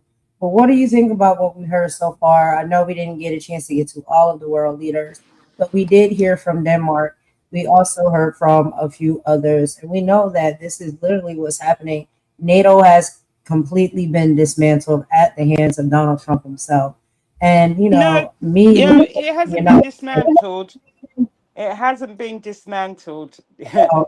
He is isolating himself, but NATO hasn't been dismantled. That's the whole point of what they're saying. What I'm saying is it has been dismantled as far as the conjunction with the United States. NATO is still very No, much no, in you can't. Hi, with you can't say that. You cannot say that. It hasn't been dismantled. He's causing friction and isolating himself. But to say NATO's been dismantled, it's not at all. They're just reiterating that they're going to stand where they've always stood, which is by some of the rules of NATO. I've got to say this because otherwise it can be a misconception if you say it's been dismantled. It's not Go ahead. dismantled. Go Right. ahead. So really what's happening, I'm sorry, I had to just correct that. Otherwise, you know what people are like. They'll report us for misinformation. Basically, their NATO allies are publicly distancing themselves from Trump. Basically, several NATO leaders used that summit to demonstrate unity with one another, but subtly distancing themselves from Trump and his rhetoric. So leaders from Canada, Denmark, Finland, Italy, and Spain all affirmed their support for NATO cooperation. Their What they have done, whilst he's being, flexing and doing and saying he's going to tariff this person, tariff that person, they've basically gone and made other deals for military equipment. So whereas they used to get stuff from Boeing, they've now gone to Saab Bombardier, and this is a perfect example. So Boeing used to get all the orders. Now, because he's unreliable, they've actually gone elsewhere to buy this equipment, and this is going to happen a lot more, even with other world leaders. We're only seeing a few of the deals that have been made behind closed doors, but this is happening again and again because of you know, his volatility, his tariffing, his, threats. So Greenland, which was a major issue, the Danish Prime Minister, she reiterated that it's not for sale. And she stressed that Denmark's sovereignty and NATO's collective defense obligations still exist under Article 5. Canada and Denmark have also strengthened their public unity, and they are doing deals behind the scene. They're doing a lot of cooperation with regards to Arctic security. And also, you had Finland declaring its solidarity with Denmark, Italy reiterating they will not participate in military attacks on Iran, and the Spanish leader being very diplomatic and showing class and diplomacy, was very, very candid about his conversation with Trump. They had reiterated several times that they wouldn't allow the US to use their air bases to attack Iran. So people are saying, you got yourself into this, you get yourself out of it. And really, it's his diplomatic style that has put him into isolation. Now, I don't know if people understand what Article 5 is, and I'll quickly run through it. What Article 5 says in practice, if one NATO country is attacked, every other NATO member agrees the attack is considered an attack on them all. And each member will assist the attacked country. And that includes military operations, intelligence sharing, air defense, naval support, cyber assistance, logistics and transportation, humanitarian aid, and economic and diplomatic support. So, what she was saying, the head of Denmark, is if he attacks Greenland, NATO will attack the US under Article 5. That's what Article 5 means. And it's only ever been used once, which was following the 9/11 attack in 2001. That's the first time Article 5 was used. And that included obviously intelligence sharing, airborne surveillance missions, naval operations, and military contributions from NATO in relation to Afghanistan. And that covers all the countries in NATO. So he is playing with fire by trying to keep this Greenland rhetoric going. So, it's really just saying that the NATO leaders, they're just responding to him and saying, we are united. If you want to go off and do what you do, start illegal wars without consultation, we're not joining you. But if you want to start attacking NATO members, Article 5 will be used against you. They're just basically saying, don't play. That's why I'm saying it's not dismantled. He's just isolating himself. He's isolated the US because he's undiplomatic and because did not realize the impact of what he's saying. He thinks he could just flex and say what he wants. But really, he and his administration, zero understanding of the history and what it takes to build up this alliance. That's what I've got for that first half. Right. I absolutely agree with you. Like, there's definitely, changes and shifts that are happening, right? But basically what I was saying, and I know some people, it may not come off that way when I say like dismantle. Basically what I'm saying, based off of the knowledge that we have to understand that we have been told that NATO is unified. It's an unbreakable shield of Western democracy. But if you look at the past, the public handshakes and the carefully worded press releases, the hard data tells an entirely different story. That's what we have to talk about. So when I say dismantle, maybe not have been the best choice of words. But let's talk about it's because dismantled means broken. That's why I said you can't say it's been dismantled. But it is broken. So the alliance that we once knew, where European nations could comfortably coast under a subsidized American security blanket. I disagree, Golden. I disagree. It's not broken. NATO isn't broken. He's isolating himself from NATO. You can't say that NATO is broken. That's misinformation. It's not dismantled. That means that NATO is over. It's not over. He's got to make a choice. He can leave NATO, but it's not dismantled. They're carrying on as per usual. It's up to him whether he joins or he leaves. That's true. I know I'm being particular on the semantics, but he hasn't dismantled NATO. He's isolated himself from NATO. That's true. But however, there has been a shift and a change, because you have to understand, when you start to do business in a different way with different people, then that changes the whole structure of how it originally was set up in the first place. So there are changes when it comes to the percentages of the trade values and everything. So when I say dismantle, it means it has been broken. It doesn't mean that it has been totally he hasn't broken it, because they always bought.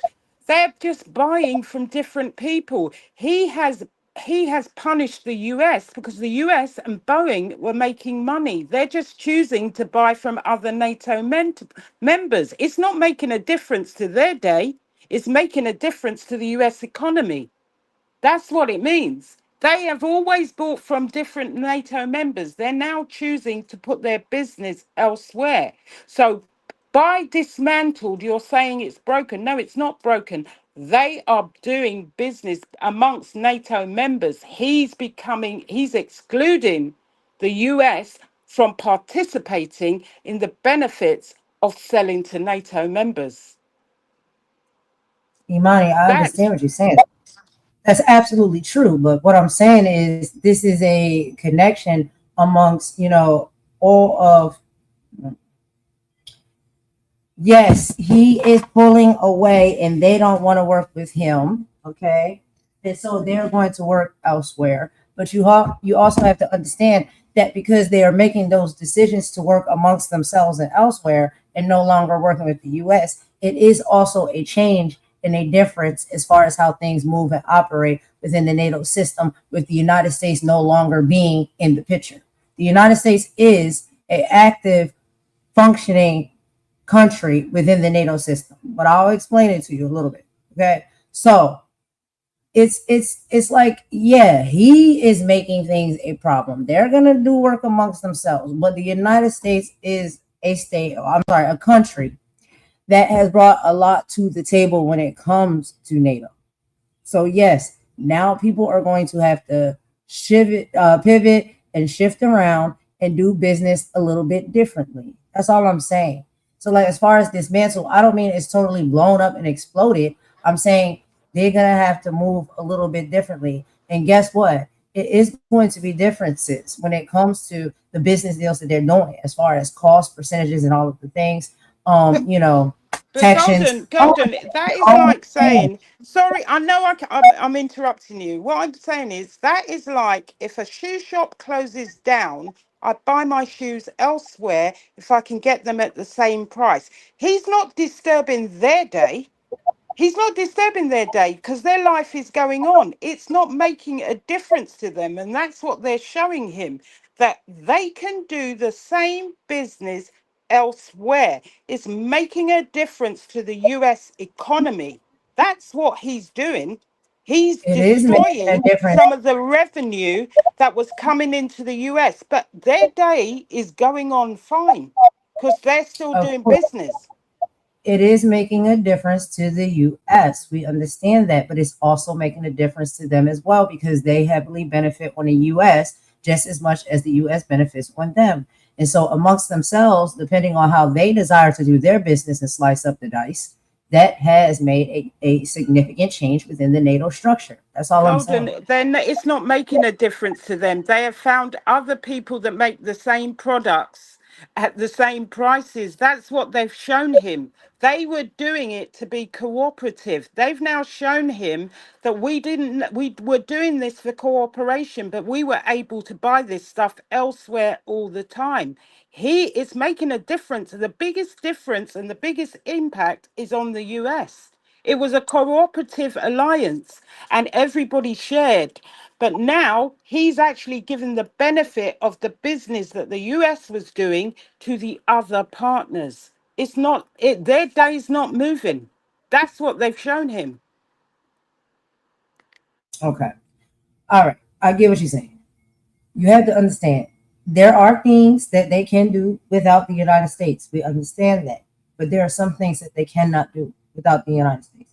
So if we're going to talk about like a blueprint of the NATO 3.0, the Pentagon is executing meaningful imminent reductions, physical force commitments on the European continent. They are shifting the entire burden of conventional frontline defense onto European allies. The U.S. is reducing its fighter jet deployments, including the 1/3 reduction of the U.S. F-15 and F-16 assets stationed in Europe. So the message from Washington is clear. You handle the ground wars. We're stepping back and to act strictly as a nuclear deterrent. When the primary superpowers of an alliance draws a line and pulls its conventional assets off the board, which I'm not saying is right, but it's what's happening, the alliance has been structurally altered. And finally, the absolute collapse of trust. True alliances are built on mutual respect. But what we're seeing now is what experts are calling strategic vandalism. So just look at the friction lines that expose themselves. President Trump, we know, openly declared in Ankara, if that's how you say it, that the United States should control Greenland, stating we own Greenland, and that belongs to America for global security.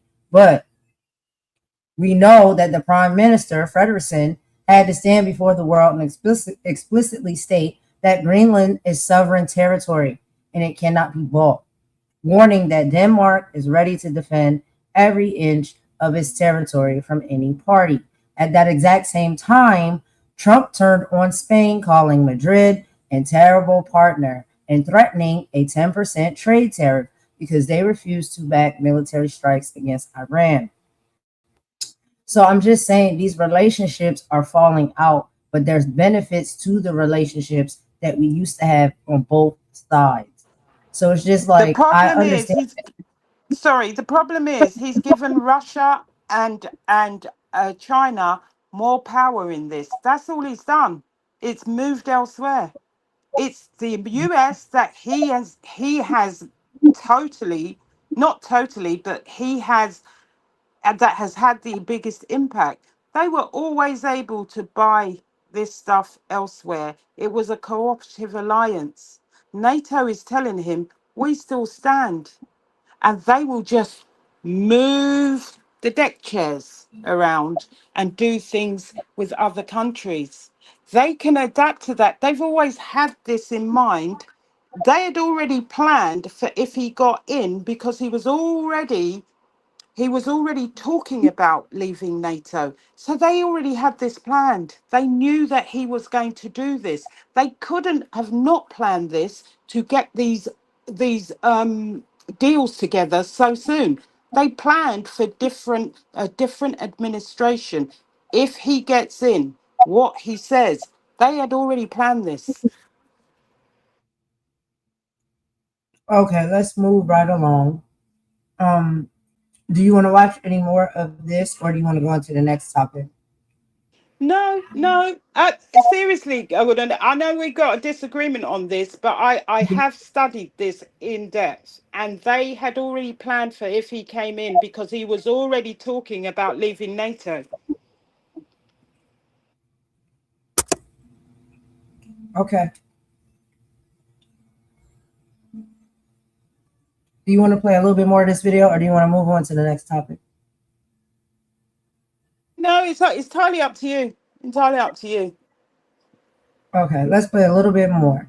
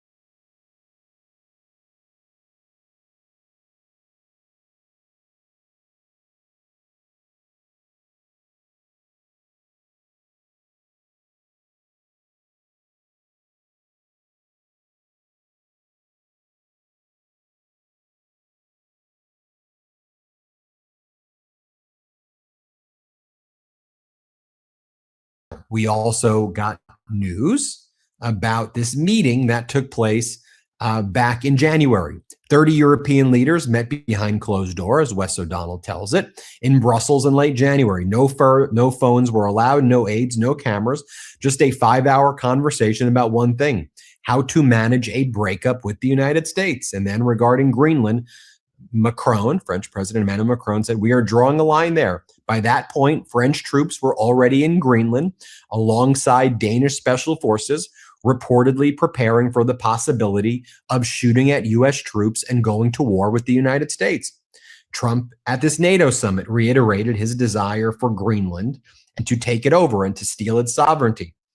As Wes O'Donnell says, what the U.S. is doing is called strategic vandalism, and it's a disgrace to the U.S. allies, all who bled for him during the world wars, during forever. Gandalf has an interesting view of things. He talks about how, Donald Trump was there threatening NATO and Ankara again, taking over Greenland, attacking Canada. And Gandalf says, here's what hasn't been noticed. I've watched broadcasts from the NATO summit in Turkey, and nobody cares about Trump anymore. Nobody. They don't meet him. They barely speak to him. He's like the drunk uncle at a wedding. The European and Canadians crack on, placing every single military order with European and Canadian industry, billions upon billions in contracts that would go to the United States are now going to anywhere but the United States. Trump wanted Europe to pay for its own defenses. Congratulations, we are, to ourselves. Here's the thing. Nobody's laughing at you anymore. They're doing something far worse. They've stopped listening. The alliance you keep threatening to leave has already left you. Although you have the NATO Secretary General, Mark Rutte, who's out there, and he's like, Donald, you're so good, Donald. Thank you, Donald. Keep saying that you hate NATO, Donald. That's how you make us stronger, Donald. Donald, you make us stronger by saying you hate NATO. And so a reporter from Denmark, this Danish reporter, says the following. Here, play this clip. Rasmus Svaneborg from the Danish news agency. Yes, hi. Danish news agency Ritzau. Mark, you sit next to Donald Trump in moments where he talks about conquering Greenland, talks about lashing out at allies like Spain, starting trade wars, things that it doesn't seem like the old Mark Rutte would approve of. Does this have any effect on your self-respect when you sit next to him like that and say nothing? What I always do is acknowledge when praise is due. And I think we should praise Donald Trump for the fact that NATO is so much stronger. Of course, it has to do with the Russian threat. It has to do with the war in Ukraine. But it very much also has to do with President Trump delivering now what since Eisenhower, the United States tried to achieve, equalizing spending between the US and Europe. And it makes Europe stronger. It makes Europe more relevant for the United States as a partner. So that is the transformative character of this summit, of what happened in The Hague, the implementation since The Hague, this summit as a point in time where we take stock. And I think that's extremely important. And when it comes to Greenland, I already explained, we had a meeting in Davos. And I said, I agree with you when it comes to Russia, when it comes to China, gaining access to the High North. But let's do this together. We have NATO for this. Let's work together on this. This is exactly what we are doing. You can see how awkward Donald Trump was as he was standing next to others who are there in NATO. This is Donald Trump attacking Spain. You could hear for yourself what he had to say. Let's play this clip. I didn't speak to Spain. Spain is a wasted cause. I wouldn't want to do any trade business with Spain anymore, by the way. I'd like you to cut it out. Spain is a terrible partner in NATO. They don't participate. They don't pay. I don't want anything to do with Spain. Cut off all trade with Spain, please, including visits. Okay, we don't want anything to do. Watch them.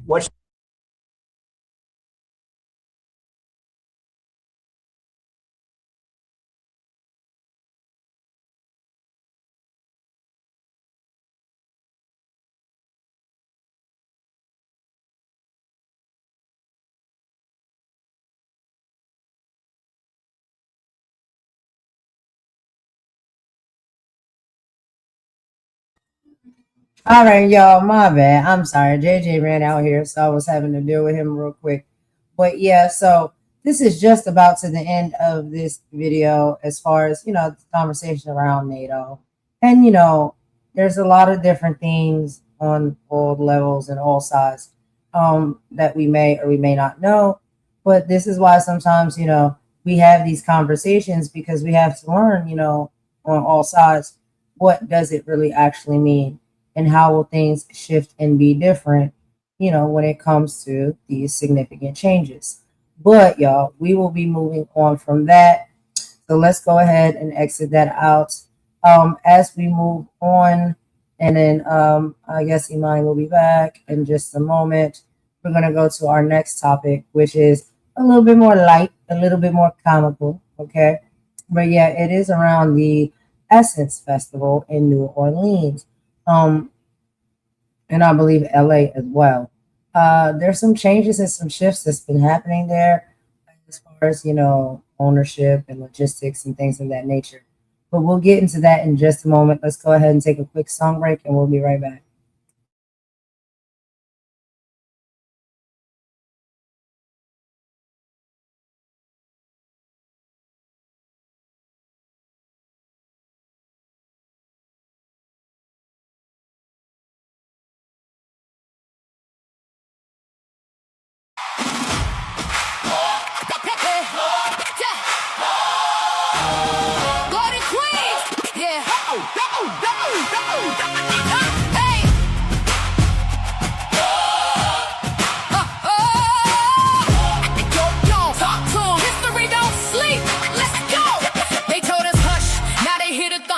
Every page they buried, now we bring it under. Hidden in the margins, written in the scars. Built the whole nation, still they lock the doors. Now I'm kicking hinges, breaking every chain.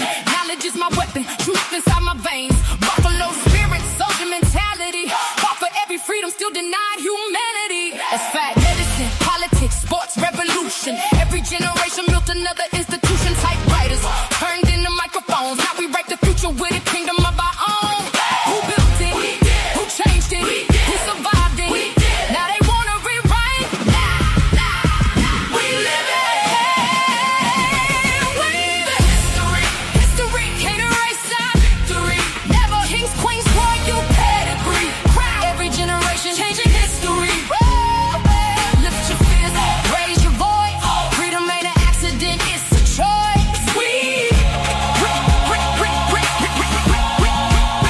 The history. Title 9, open gates. Black girls flying, changing fate. Flojo speed like lightning strikes. Venus arena, changing every mic. Breaking every bracket, every stereotype. Pressure make diamonds, now we shining bright. Dr. Bristol, white coats, black excellence. Leadership, pure intelligence. Randolph March didn't beg, demand it. Power never given, it's commanded. Stonewall nights, fire in the streets. Marsha stood tall, wasn't face to face. Stand up. Different identities, one common cause. Justice don't discriminate, neither do these bars. They fear an educated woman, fear an organized people. Feel united movement, come on, because truth always outlives evil.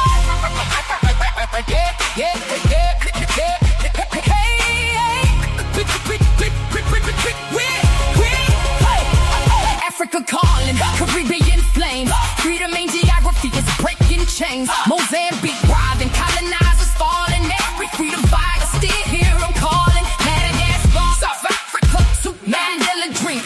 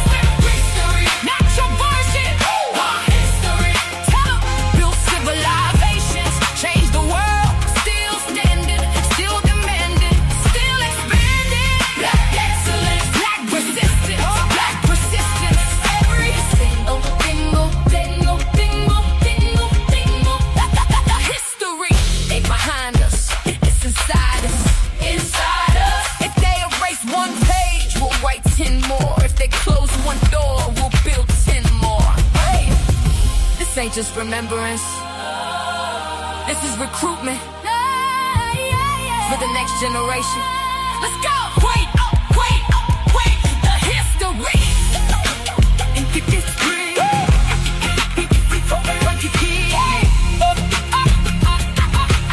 We are the history. Freedom forever. That is the list. Freedom forever. Black excellence. We the history.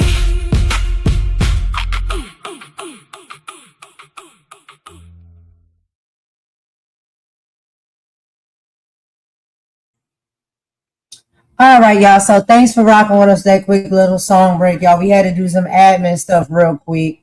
But we are back and we about to get into the next topic, y'all. So I don't know if y'all have heard about this or not. But it is flooding around, the YouTube streets and stuff like that. But apparently there's been some shifts and some changes happening down at the Essence Festival.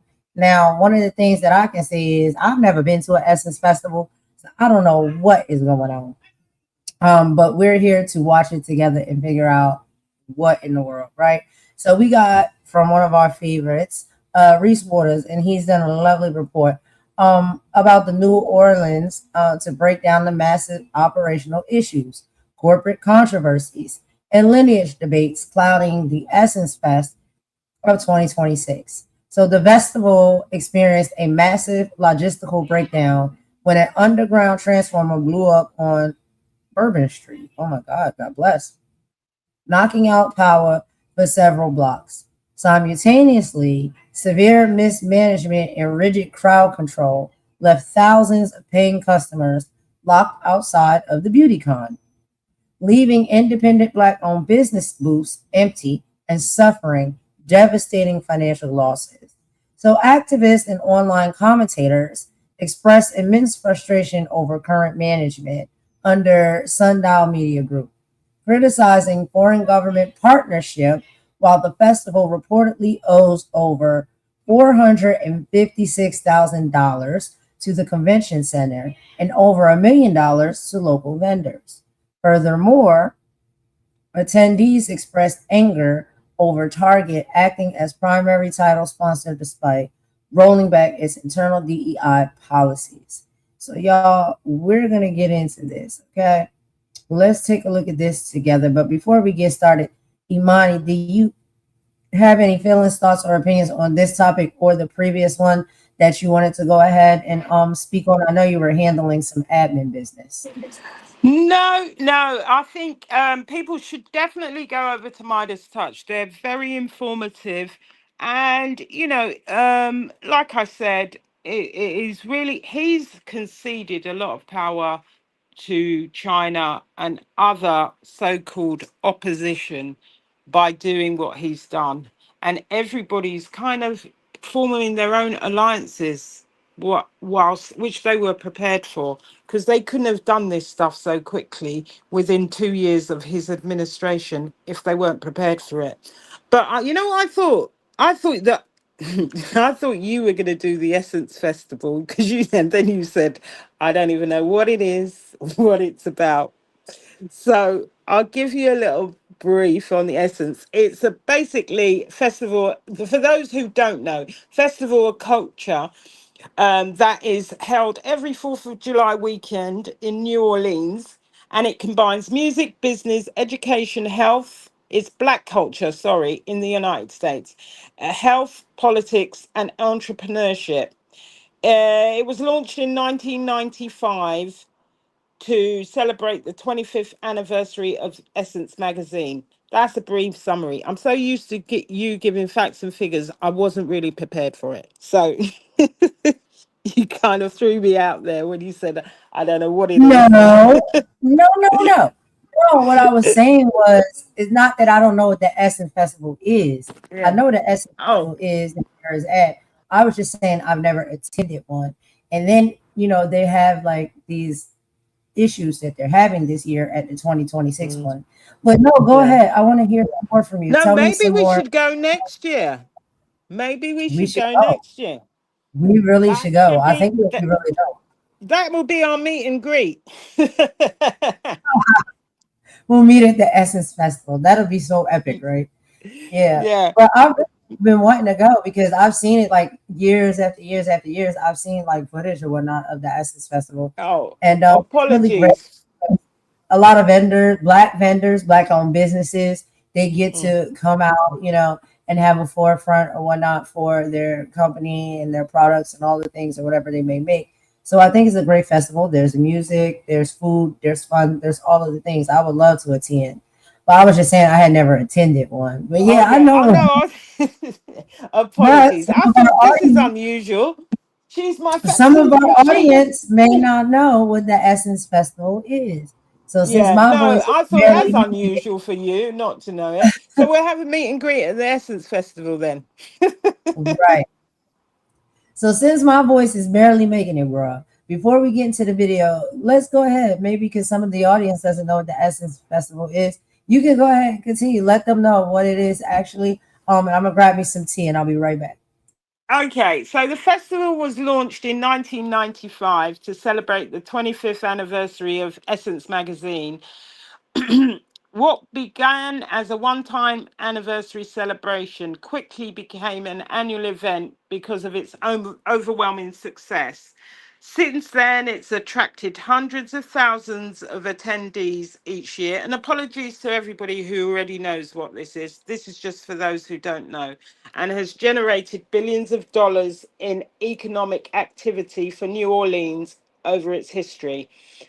Why it was created? The founders envisioned more than a music festival. Their goal was to create a space where Black Americans and particularly Black women could celebrate culture and achievement, learn from leaders in business and politics, support Black-owned businesses, network professionally, discuss issues affecting their communities, and enjoy performances by leading artists.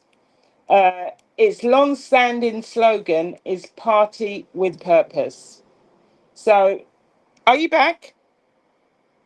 No, she's not back. I'll continue. I'm here, but I'm just Oh sipping no, the no. tea. Go ahead. Go ahead. Go All ahead. right. I'll let you sip your tea, and then I'll just do it. What happens at the Essence Festival is the festival typically includes several major components. The evening concerts feature internationally known artists from genres including R&B, hip hop, gospel, jazz, soul, Afro beats, and contemporary music. Past performers have included Prince, Beyonce, Janet Jackson, Mary J. Blige, Luther Vandross, Frankie Beverly, New Edition, Brandy, and Monica.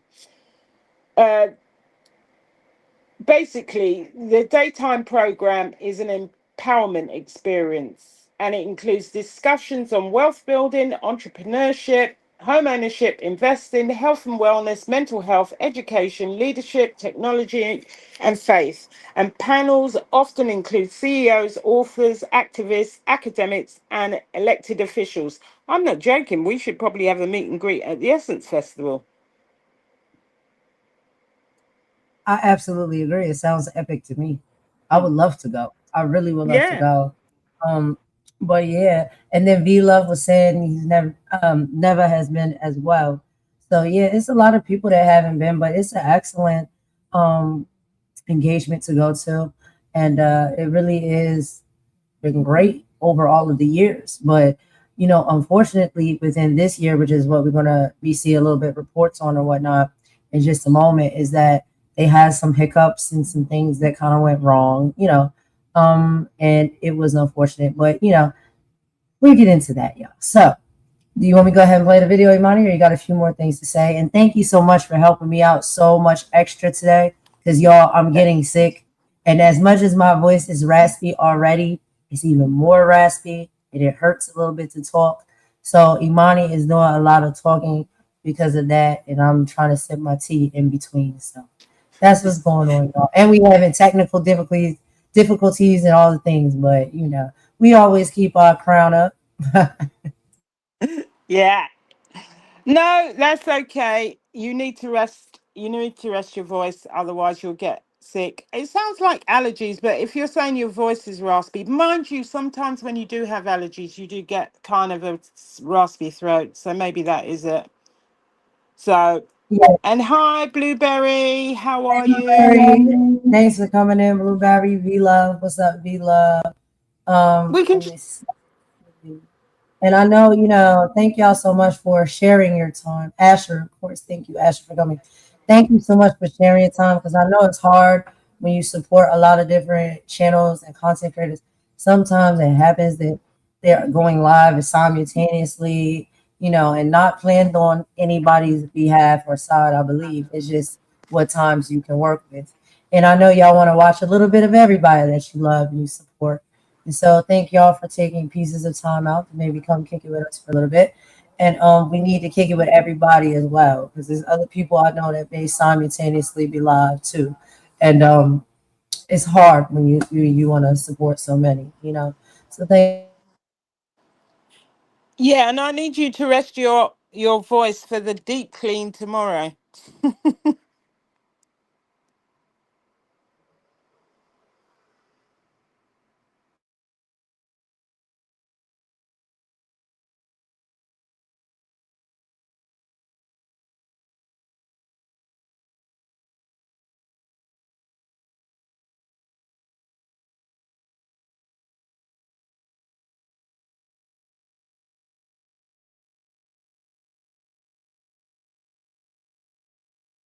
There is no Black American culture that is reflected in Essence Fest anymore. And until Essence Fest gets back to the Black Americans who created it and founded it and lead the culture, it will continue to fail with those Africans in charge. See what I'm saying? See what I'm saying? Y'all gonna mess around, make me agree with Rob Smith, huh? Y'all keep going. I'm gonna start unbuttoning my shirt. You want me to start walking around with Rob Smith, huh? Scaring small children? All right then. Let's button it up.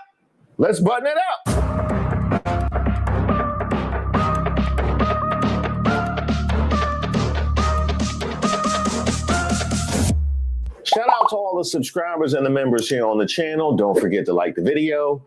My name is Reese Waters, and I'm troubled. Reporting live from Bourbon Street, New Orleans. It's Essence weekend, and yes, there was some type of fire. A transformer blew up. Apparently, it's somewhere on Bourbon, and then on top of that, a couple of blocks away, there was a power outage. They shut off the blocks. I don't know if it's related or isolated, but right now, or since like 11:30, 12 o'clock, Bourbon been shut down. And them blocks that ain't had no power been also shut down. This is the worst festival to hit New Orleans, I promise. They got all this, a whole bunch of nothing out here. The only three main attractions is Target and Disney and BeautyCon. You can't even get in none of them. The lines are so long, the fire marshal shut it down. Mind you, Essence Fest started at 10 in the morning.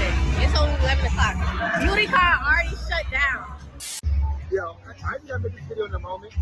As a dinner right now at Essence Fest, I'm so pissed in BeautyCon because our row is like empty, like legit. So much space here. Meanwhile, our entire audience is like stuck back there. They're not letting them in.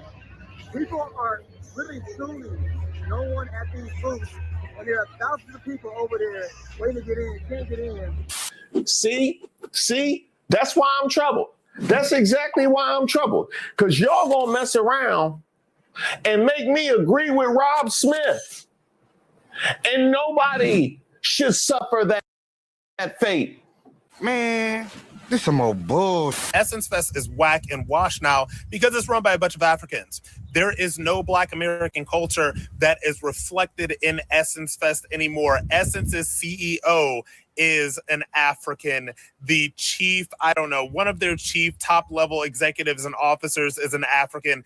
The person that owns Essence Ventures is an African. So what used to be a celebration of Black American culture, the culture that is ours, the culture that we built from the ground up, the culture that Black Americans influenced the world through, has now been co-opted by some African diaspora, Pan-African, whatever, and a lot of Black people are just not feeling it. Now, I went to Essence Fest for the first time a couple of years ago. I think it was like Nicki Minaj, New Edition, and Janet Jackson were the headliners. It was absolutely incredible. It was a celebration of Black Americanness. There were Black people in and up and through it. It was a pure celebration of Black American culture and Black American heritage. But now that it's been co-opted by a bunch of Africans, it seems that nobody cares because they don't set culture for this world. We do.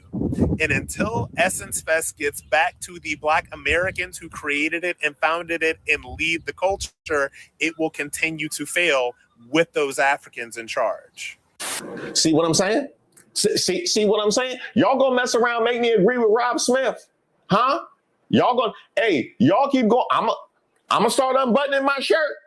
You want me to start walking around with Rob Smith, huh? Scaring small children? All right then. Let's button it up. What'd you say now? Oh, the people that bought it. They getting dragged too. The godfather of Black media, or is he an elite Liberian billionaire who built an entire empire on your loyalty? Last year, I told y'all, Essence Fest didn't feel the same. So I did some research. Here's what I found out. Essence was acquired by Richie Lou Dennis, January 2018. His origin story is presented as a rags to riches immigrant come-up story, when in reality, he didn't flee poverty. He fled a violent overthrow of the Liberian elite. Richie Lou's family lineage is part of the oppressing class of elite Liberians. Richie Lou himself confirms his mother's position as an economist for the Liberian government. This was under President Tolbert. The government was violently overthrown in the 1980s. Richie Lou Dennis owns or controls the majority of Black women's legacy media in America. In 2017, he sells Stay Moisture to Unilever for $1.6 billion, a company built on the backs of Black American women's loyalty and dollars. It was sold to Unilever, a white British corporation. 1 month later, the British government knights him. Makes him knight and commander for contributions to democratization. This relationship dates back to 1997. This is just a case of the elite rewarding and acknowledging the elite. Then in 2018, he uses that money from Unilever to purchase Essence magazine. He now controls Sundial Media Group. What is under Sundial Media Group? Essence Magazine, Essence Festival, Refinery 29, BeautyCon, and Afropunk. He also runs the New Voices Fund, a $200 million fund that decides which Black women entrepreneurs gets their capital. Keep in mind which kinds of Black women. That'll come back up later. Let's take a look and see who gets featured in Essence. Essence platforms them. They build audiences, brands partner, access to politicians. They even interview presidents. All of that influence flows back to the network. So where's the money going? Essence gets Louisiana state funding. They're using your tax dollars. The money doesn't stay in New Orleans. It goes here. September 2024, Essence Ventures partners with the Nigerian federal government. They have a partnership. Essence becomes the official global and knowledge partner for Destination 2030. Don't be confused. This is not a sponsorship. This is a government partnership. Your magazine partnering with a foreign government without asking you. Do the viewers know? I don't think they know. This is the Nigerian government's campaign to make Nigeria the global capital for Black culture. Of Black culture? Meanwhile, back in Louisiana, the convention center is owed $456,000. Local vendors are owed $1 million. So the vendors never got paid. Did you make any money last year? He can't pay the local vendors, but he can invest $300,000 in the Liberian Presidential Center. He can fly influencers to Lagos. The money is there. It's just not going to Louisiana. It's just not going to New Orleans. It's going to Lagos. It's going to Liberia. It's going to foreign governments. Man, I hope she don't never find out who I am. Honestly, I don't want her digging into my past. That's for sure. She would clean me out entirely. But to her point, we all remember the debacle that was Essence Fest 2025. Welcome and thank you for joining us for the second half hour of The Factor Uncensored. The Essence Festival is normally the crown of summer events, especially for the Black community, placing a spotlight on Black culture. But is there a crack in the crown? There's a list of complaints, including Target being a sponsor despite the company's rollback on DEI policies. People are also upset about some of the musical acts. Lauryn Hill reportedly did not hit the stage until 2:30 in the morning, playing to a nearly empty Caesars Superdome. It didn't feel the same. It didn't feel the same. It didn't look the same, but it definitely didn't feel the same. And a lot of what the people were saying is because of the new leadership. I was there at the convention center Saturday, prime time, 3 a.m. Saturday afternoon. Normally that place is wall to wall. It was like a ghost town. I was shocked. I was really shocked. And so I don't know. Some folks are saying. All right, y'all. So we're going to stop here for a quick commentary break. And y'all, let me tell you right now, before we get into the conversation, this is going to be a deep one. I have some things that I want to say. This is interesting, to say the least, because this is something that we've been hearing and seeing and experiencing right here, even on this YouTube platform, I would say, for the past week, right? So let me go ahead, and I'm going to leave with this one, Imani, and I'll let you chime in. Let me know what you think, right? But let's get to an understanding of what is really going on right here, right? So number one, when it comes to this, we have to know that, online and in these different, places and spaces, we're hearing a lot of words thrown around. And this wave of, online xenophobia now seems to be exploding around the Essence Fest. So I think we have to look past the superficial internet drama and dive straight into the deep, uncomfortable intersection of corporate mismanagement, structural systemic issues, and generational trauma. So when things fail financially or logistically in the real world, the internet rarely blames structural economics. It looks for a race, an anchor, or a scapegoat. So at the Essence Fest, that anger has mutated into a toxic, highly visible rift between Black Americans, Foundational Black Americans, FBA, and the African diaspora, specifically continental Africans. The economic reality and structural dynamics reveal exactly what is driving this tension. So number one, this is something that's being talked about a lot. The operational reality. Are Africans taking over American Black institutions? The claim that a corporate cable of Africans is actively taking over Black American culture is, in some cases, inaccurate. However, the anxiety stems from a very real documented shift in corporate ownership and capital. So, we heard them speak about the sundial factor.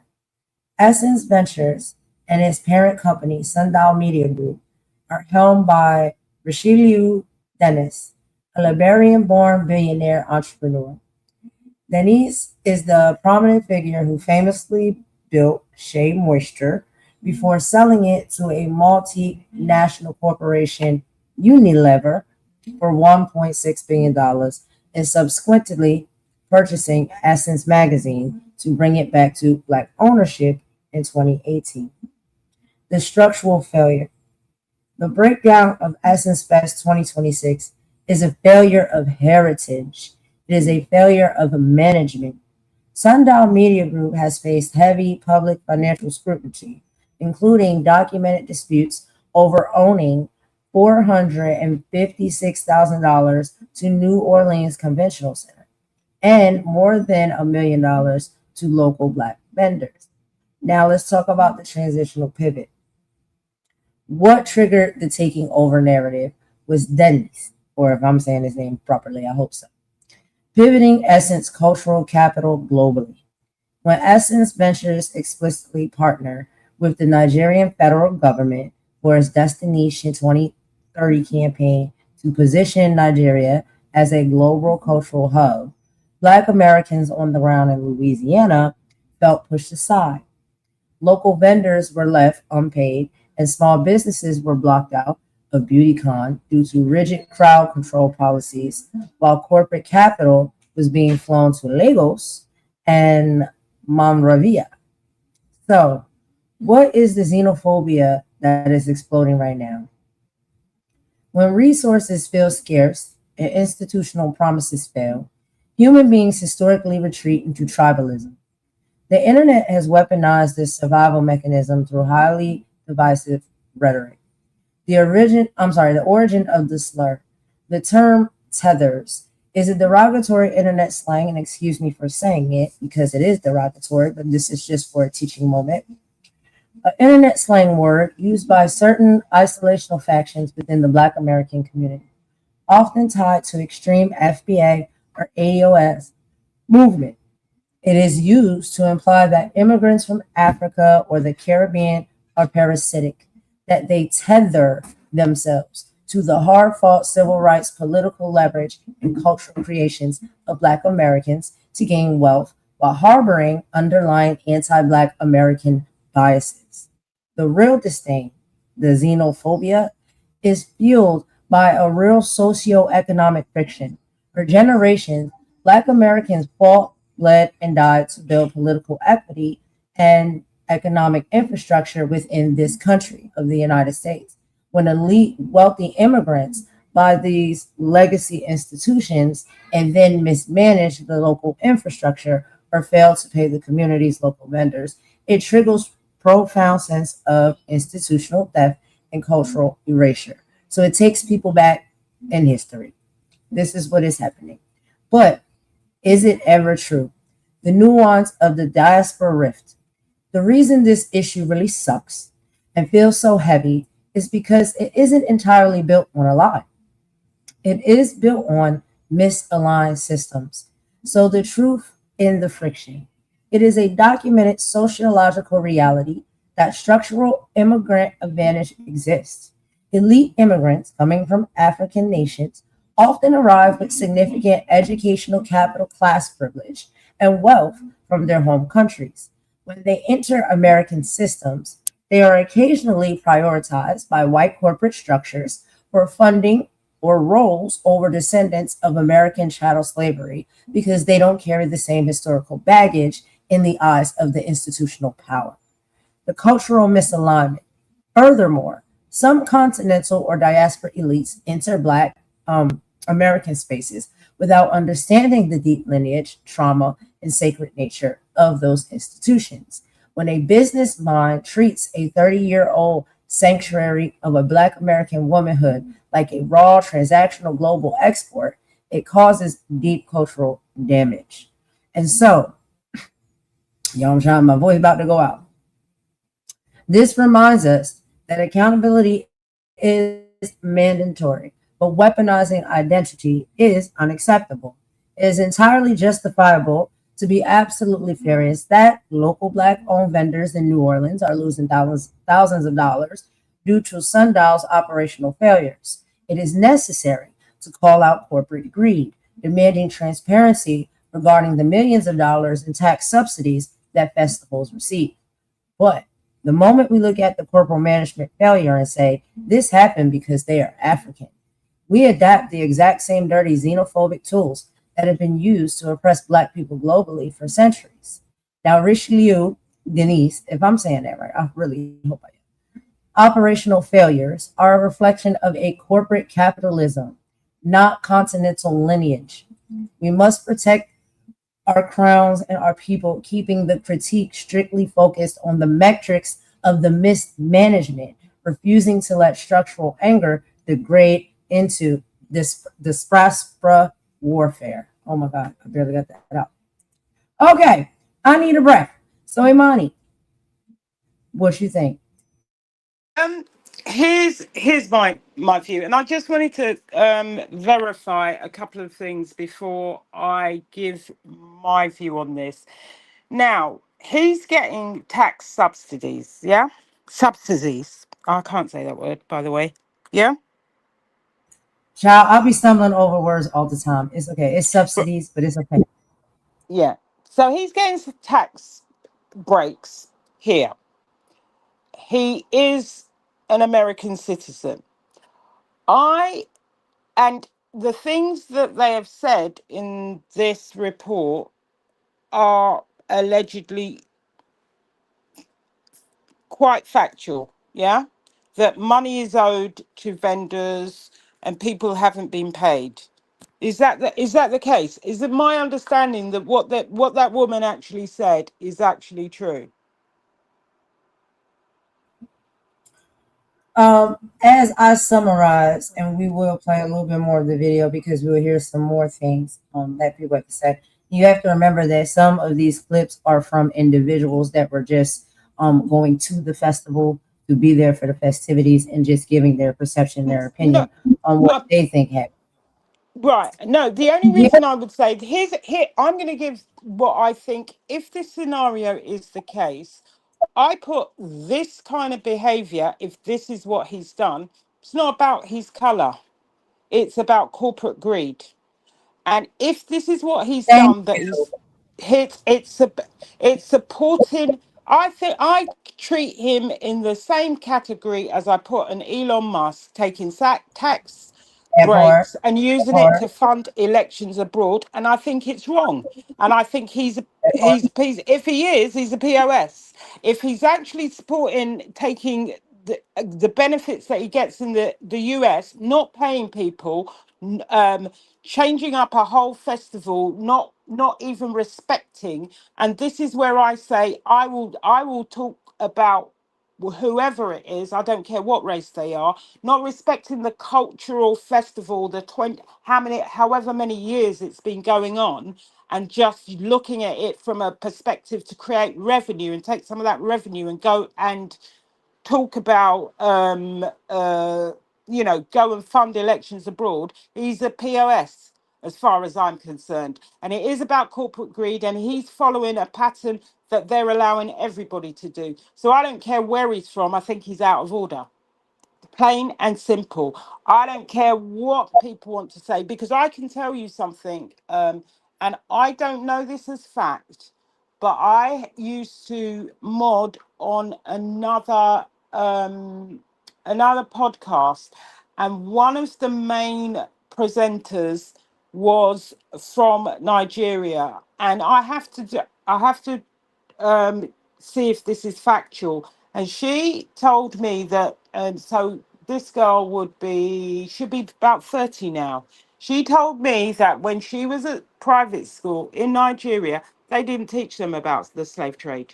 Didn't treat them anything about Black American history. So I do have some sympathy if this is the case. And for me, it's not about saying you're all right, Jack, you can do that to your people, and then tarnishing and talking about everybody else like the Bezos and all the rest of it.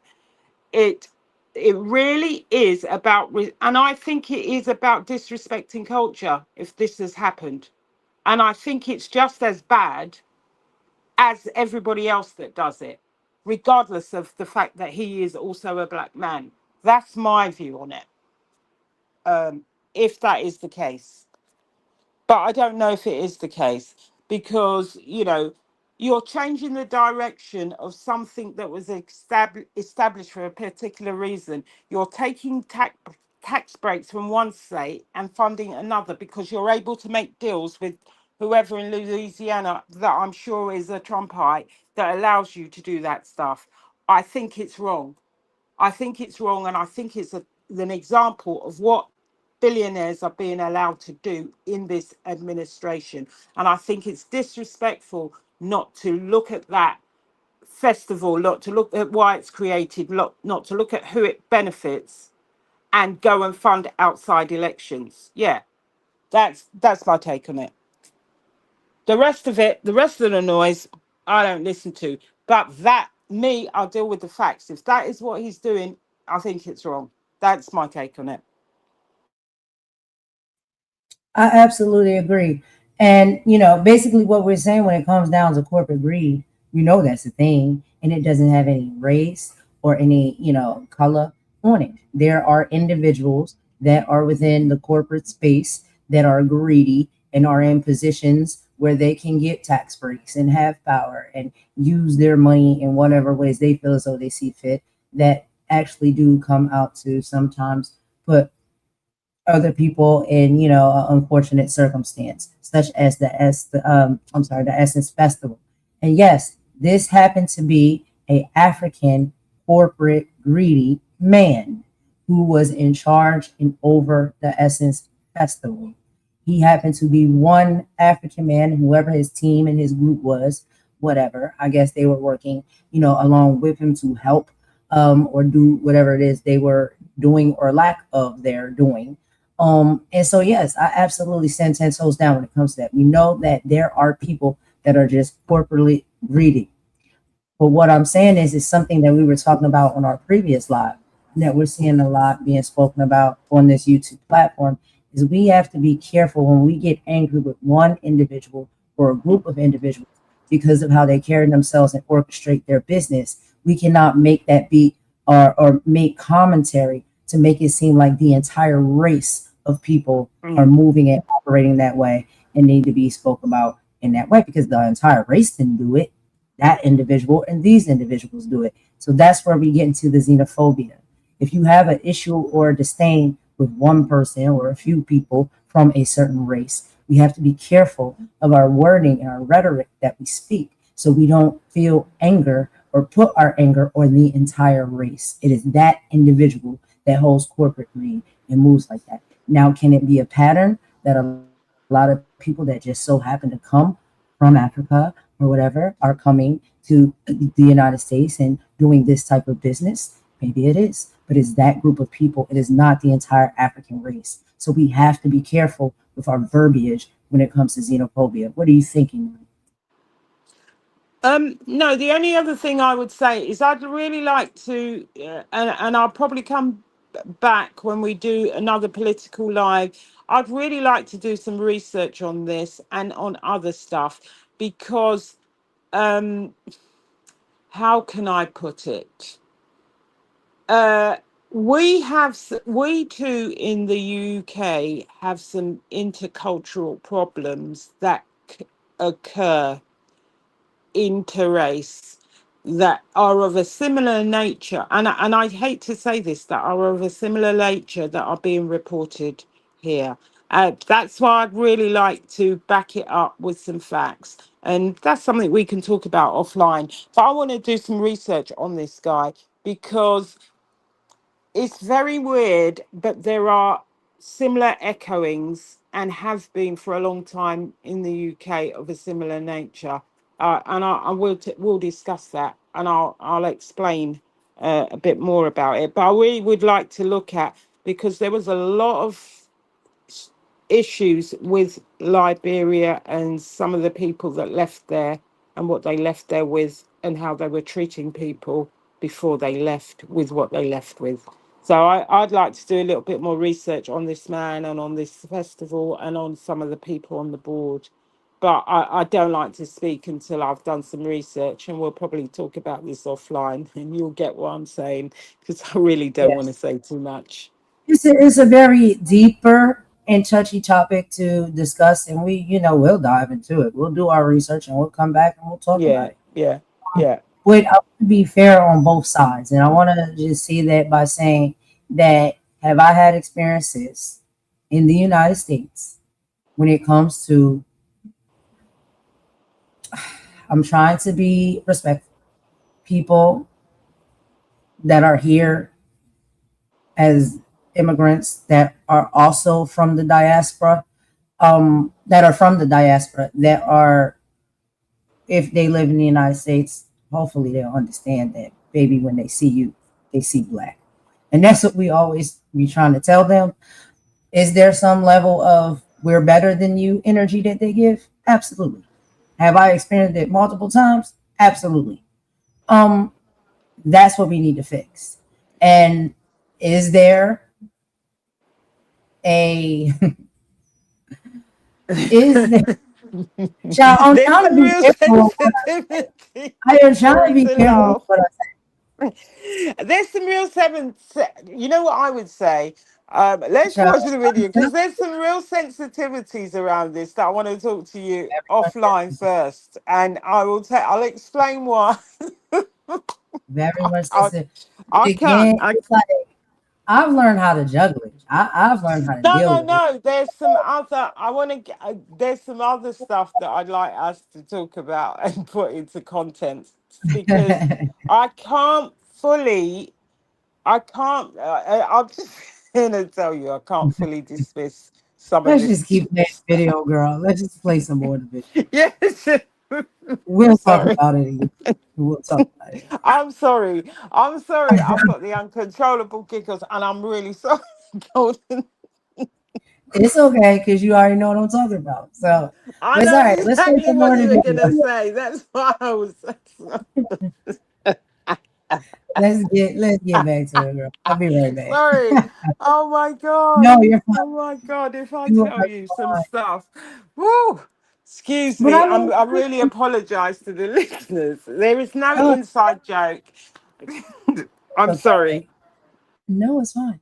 I feel like if we can have these conversations and be truthful about them and laugh and really come forth with like the facts and the truth and get down to the grit of things, the root of it all.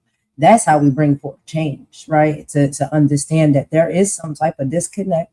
There is something that's going on, child. We know it, we see it, we feel it. And it has to be talked about because the only way to fix something is to acknowledge that it exists and it's happening and find a way to change it and turn it around and shift it, make it different.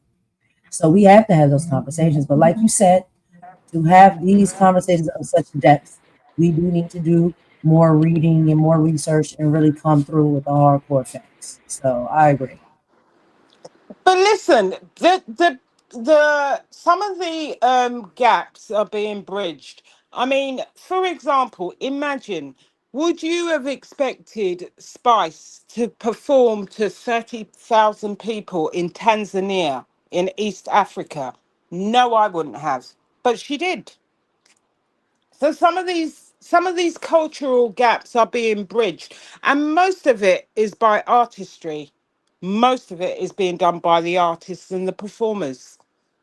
So Well, I see, think there's listen, that's just the thing, right? Okay. yeah. So we talking about Spice, and you said she's performing where? Tanzania, East Africa, in front of 30,000 people. And we're talking about Spice, and correct me if I'm wrong, she's a Jamaican woman, right? Exactly. But what you got to understand about Tanzania and East Africa is, apart from places like Somalia and Ethiopia, They don't get it along. Is has that what we one said? of the highest. There is one of the. If you look at the religious breakdown, Mm, I'm pretty sure it's a higher Muslim mm. contingency, and there's nothing wrong with that. But it's showing that the world is a bigger place and a broader place. And I'm saying that Spice. What I'm saying Yeah. is, if you look at the country itself, that was very conservative. And Spice Mm. is performing in front of 30,000 people. If you think about Right. that sort of concert 20 years ago, it would have been banned. Okay. But you know what the importance in this conversation that you even are presenting to me, Imani, that I didn't know about?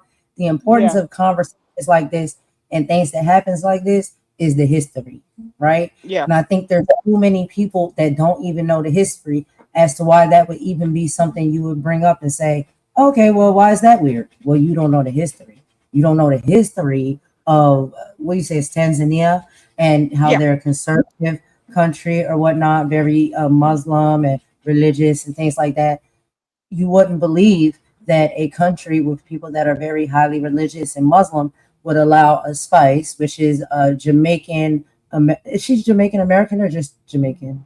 She's Jamaican. She was born in Jamaica. But I mean, I think, Mm. don't get me wrong, I think the religious split in Tanzania is probably 50-50. I'm not sure. Don't quote me on that. But it is, what I'm talking about is the conservatism, regardless of the religion. It's not the religion that makes it conservative. I'm talking about the restrictions on, you know, well, you've seen Spice's costumes, my dear. You know what I So mean? I know how she dance. She's beautiful, child. She's Exactly. very So talented. that's what I mean about the world is opening up.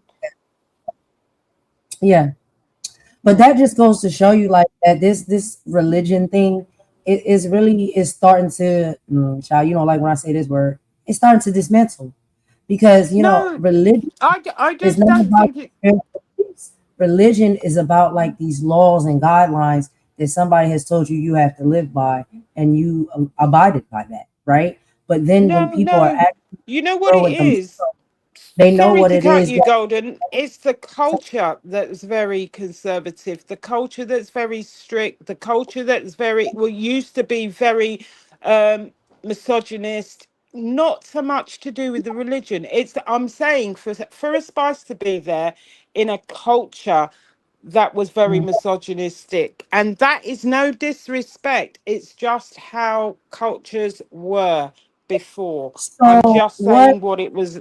You know, these are places where mini skirts and stuff, you don't go out into town with a mini They be skirt and like totally places. covered up, right? Like they totally covered up over there, right? Like that. No, no, not totally covered up. And what I'm saying is, we're not, it's really probably a conversation for a longer time. I'm talking about It would be, just, yeah. This would be another great yeah, live to just you're talking totally about focus it. It's like a conservative culture. It's nothing to do with the religion. on. If you look at how the African diaspora has developed, Mm, and you know, it really is. It really was. You know, for many years, the man is the head, definitely the head of the house, and runs the rules the roost. So what I'm mm, saying is, for someone like, for this artistry to be spreading across different cultures is a, mm, is it showing that even where they had the comedy show in Saudi Arabia, that's mm-hmm. what I mean about artistry is opening doors. Artistry and sport is opening Beyonce doors. was in Dubai. Yes, exactly. And you see what type Exactly. of outfit she had on when she was over there, child flying down from the sky. Exactly. That's what I mean. A The leotard. artistry is paving the way to open the Yeah. doors for so that's what I mean about it, because I don't want to make this about the religious culture. I'm just saying, look at the comedy show they had in Saudi Arabia. Look at Beyonce being in Dubai. Years ago, a friend of mine went to Dubai, and I'll say this, and Dubai's very, very But a lot cosmopolitan of culture nowadays. is really a lot of culture is really heavily based on religion and spirituality. It's a I'd huge part say of culture.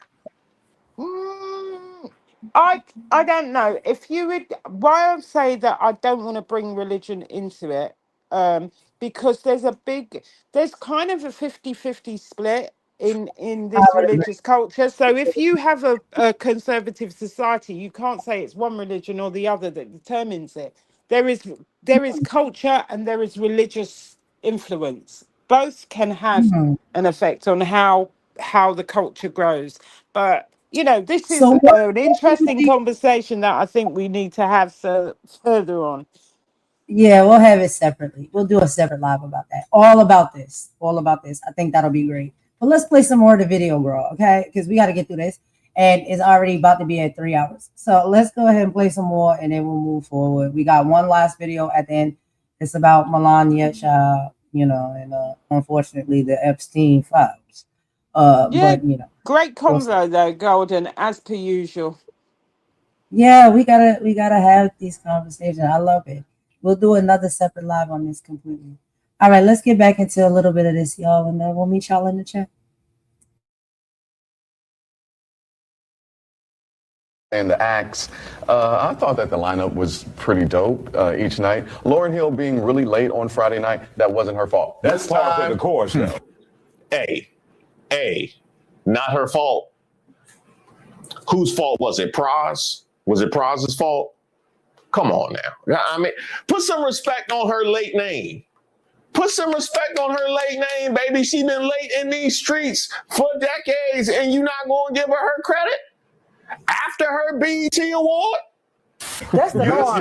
That's the norm. But it's not her fault this time. They actually started egregiously late, and Target being a sponsor, the title sponsor, they know folks ain't doing that. Now, the Target thing is an interesting one because one thing that we have seen in the year since the big move against Target is a number of other corporations and factions moving much more savagely than they ever did when it came to disenfranchising Black folk. And Target, sit down. This ain't a defense of y'all. This ain't a defense of y'all. No, it ain't. Hey, put them draw fours back in them Uno cards you gave people for Black Friday. Why don't y'all start there? Oh, okay. Now, if Target can get a whole boycott for pulling back on their DEI policy, then what should be the response when you take away the power of Black folks' vote? Calls begin for Essence Festival to exit New Orleans amid Supreme Court decision. In the wake of the controversial Supreme Court ruling regarding Louisiana's congressional districts, a few online spectators are calling for the Essence Festival of Culture to leave New Orleans. The Essence Festival, often referred to as the Party with a Purpose, is the largest annual cultural gathering in the United States. Essence Fest serves as a massive economic engine for New Orleans and the state of Louisiana. Activists argue that the festival's presence provides significant tax revenue and global prestige to a state that they claim is actively working to disenfranchise Black voters. Damian Wheeler and Baltimore's Mayor Brandon Scott seem in agreement the festival should relocate to a state that, quote, respects Black voices. Let me guess, Maryland? I'll take it, baby. Hey, come home. Yay! In a post on X, Mayor Scott appealed to Essence. The 92% told me y'all should be looking for a new home because them folk down there are doing what they do, being racist. Wakanda is ready. Wakanda forever! What's Wakanda? Baltimore? You calling Baltimore Wakanda? Now you bringing that thing to Prince George's County or nothing. Hey, I said Prince George's County or nothing. That's right. Hey, we are the ones deserving to share in that history. And it is a very, very rich history. See, this all started in 1968, created for Black women, a gift from Black men for Black men. Errol Lewis, Clarence Smith, Cecil Hollingsworth, and Jonathan Blunt. They realized the power of Black women in America, their strength as influential consumers, cultural leaders, and community anchors. And you see, in 1968, kind of how it is today in some places, the mainstream media largely ignored Black women, treated them or reduced them down to stereotypes. So these Black men created a publication that was meant to speak directly to Black women's aspirations, beauty, careers, families, politics, and most importantly, culture. The first issue hit stands in 1970, and 25 years later, that magazine threw itself a birthday party down in New Orleans that never ended. And that's how we got Essence Fest. Essence Festival is the largest gathering of Black folk in America, 500,000 strong every 4th of July weekend. It has deemed itself a party with a purpose. And that's where I am today, 32 years later. And I'm questioning that purpose. Like, what is the purpose of this party and of this brand? See, I remember last year and the controversies that followed. Jollof versus Jambalaya, Target sponsorship before the boycott calls abated, the scheduling issues, the financial debt that loomed. I remember all of that. So I can't help but to wonder, what is the purpose? That's the question. That's the question that I'm going to answer this week. I'm going to Essence Fest, Rolling Sea Action Fund, credentialed in the building and in the rooms that mainstream media probably won't even bother walking into. And I'm carrying one question into every last one of them. Is Essence still a site of Black power, or did we let it get converted into a marketing platform, existing for profit? And to think something so beautiful could be left where we are right now. What'd you say? All right, y'all. So we're taking a quick commentary break. And we're probably gonna move on to the next topic after this. And so, we can't play it all, but we would recommend that you go over to check out Reese Waters. Reese Waters has an excellent platform here on YouTube, and he is hilarious. He majorly covers politics, like we try to do. We mix it up a little bit, but he does a lot of politics, and he adds his, dose of comedy, talks about some hard floor topics such as racism and all the things. But he does it with such elegance and class. So shout out to Reese Waters. That was a little bit of a clip from the video that he did reporting on what happened in the 2026 Essence Festival. And the, final question that he had, he's wondering, it started off to be something that was supposed to be for, promoting and showcasing Black excellence all across the board, no matter what it is. You have a hair product, you do a makeup, you do hair, you have a clothing line, you're a scientist, whatever it is to, celebrate you and have, you and other individuals like yourselves and others that are, proud or inspired to come and spend time, together at this festival and have a good time where there's food of the culture, businesses are being promoted, everyone's lifting each other up, and it is, American Black, right? Now, the problem we having, unfortunately, and I'm saying there seems to be some type of uptick of this, is that, there seems to be some disconnect between American Black people and people that may be from the diaspora, okay? And, one of the things that I hate most about that is because, honestly, when I look at people, yes, I can tell the difference of race, but especially when I look at my people that are Black. We are Black, baby. It don't matter. We come from the U.S., you from the Caribbean, you from Trinidad, you from Africa, you from Haiti, you from, Somali, all of the different places. You're Black. That's it. You're Black. Period. That, I feel like for me, it can just be that simple. But it's not to say to water anybody's culture down, you know what I mean, or experiences down. It's not to water nothing down. It's just to simplify things so we don't stand in a place where we feel as though one is better than the other. We should all see each other as equal. However, what has been happening is that what they basically are saying is that a lot of people that are Black, that are from the diaspora, when they come to the United States and they see Black Americans, they look down on us. And the way American, let's say white supremacists see us is they see Black people from the diaspora better than they see American Black people. And so they typically are getting more opportunities, jobs, things of that nature. And then once they get those said jobs and opportunities, instead of pouring them back into the American Black culture and community, they can make their choice whether they want to put it into the white communities or they take those funds and they send them back to the diaspora. And so they do that off of the backs of American Black people because they're working with or they're partnering with like, companies and businesses and stuff that are Black American. And so they'll take and work with, funds and stuff like that, but not pour it back in. Or they'll overlook them altogether and not work with them at all. So that's basically what they saying seem to be happening at the Essence Festival this year in 2026 is that there was this one African man that I guess was in charge of the entire thing or is now taking over,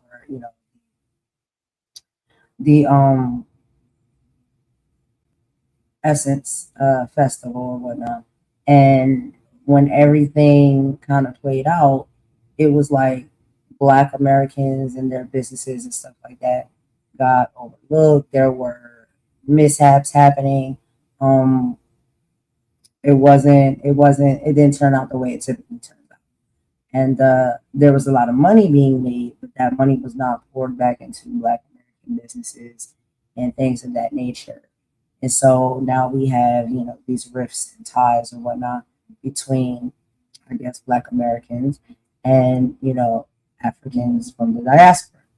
So we're seeing, people are getting upset about these experiences and encounters, they are saying things about the African diaspora as a whole, instead of saying it's just about the individuals that are doing it, even though there are multiple counts of us seeing this happen. But this is now where we're seeing that people are claiming xenophobia because they feel as though we are talking about culture, people, that we have some type of rift, whatever. But that's just my breakdown. What's your breakdown when it comes to Simani? And like I said, we're going to do a separate video on this entirely because I think it's too much of an important conversation. Yeah, we need to probably do a separate video on this. I don't know where you got to on the video. My kind of breakdown on this, it's very complex. I can see it from the point of view of the people who, believe that this is kind of a billionaire takeover. And we have to use balance and honesty about some of the talking points that people say that it can be factual, but we'll probably need to discuss, when we bring this to you, because there are sensitivities and similarities that have happened across other areas where where there are, long-standing migrants, and there are, it's kind of tranches of migrants that you got. Even in the UK we got this. So yeah, it's an interesting dynamic, but we'll have a chat. I think, it does deserve more research. I'd like to do more research on the owners and when they owned it and what they've been doing since they've had it, what their tax breaks are like, etc., etc. Because I can't be factual unless I know the details. That's where I sit, but it is an important discussion. I absolutely agree. We will do more research. And after we do our research, we'll put together a piece and a live, and we'll come back to y'all and have this conversation in more of depth. But we are approaching the 3-hour mark, so we're going to go ahead and move on to our last video. Before getting into the video, I do have to go ahead and give JJ something to eat. So I'm going to take a quick song break, and after we come back to that, we'll get into our final topic for the live. Imani? Please go over and support Reese Waters. He's a great political analyst. He does it with humor and is serious at the same time when need be. Please go support his channel, subscribe to his channel. He's got some great stuff over there. He does probably about 2 videos a week, or is it 1 video? Yeah, 2 videos a week. His community is growing, and he's very funny as well, because he was a comedian. He was a stand-up comedian. So please go over and support Reese Waters. And by the way, that's not me panting, that's the dog. All right, y'all. Thank you so much for that. Let's just take a quick little song break, and we will be right back, y'all. Thanks for rocking with us. And again, shout out to everybody who has come to join the live, whether you're participating in the chat or listening in the cut.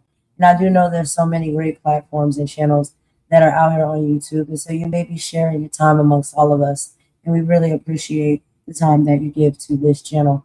Let's take this quick song break, and we'll be right back.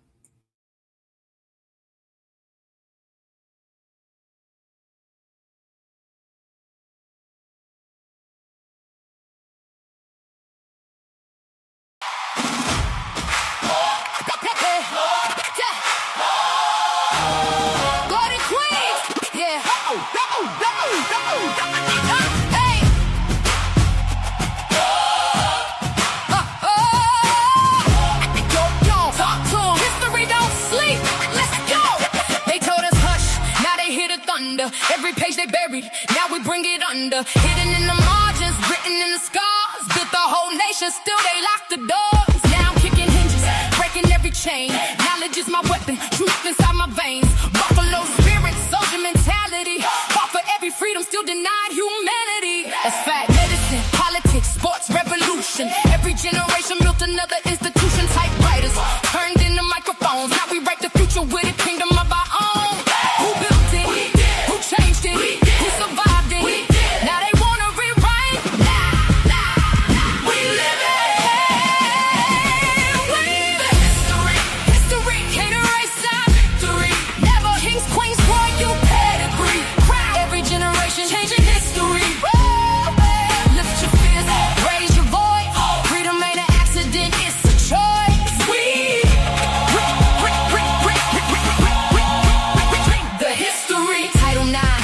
them gates. Black girls flying, changing fate. Flojo speed like lightning strikes. Venus Serena, changing every mic, breaking every bracket, every stereotype. Pressure make diamonds, now we shining bright. Dr. Bristow, white coats, black excellence. Leadership, pure intelligence. Randolph March didn't beg, demand it. Power never given, it's commanded. Stonewall nights, fire in the streets. Marsha stood tall, wasn't face to face. Stand up. Different identities, one counting cause. Justice don't discriminate, neither do these bars. They fear an educated woman, fear an organized people. Feel united movement, come on, because truth always outlives evil.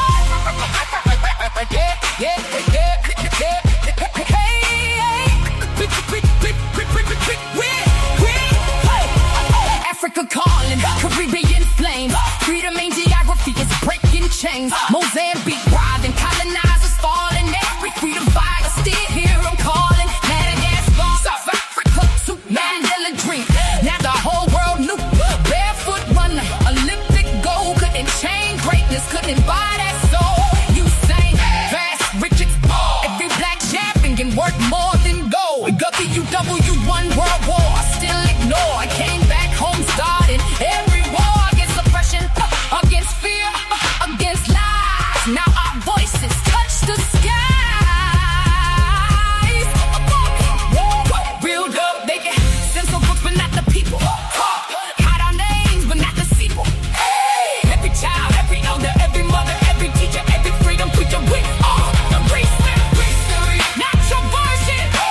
History, tell them, build civilizations, change the world, still standing, still demanding, still expanding. Black excellence, black resistance, black persistence.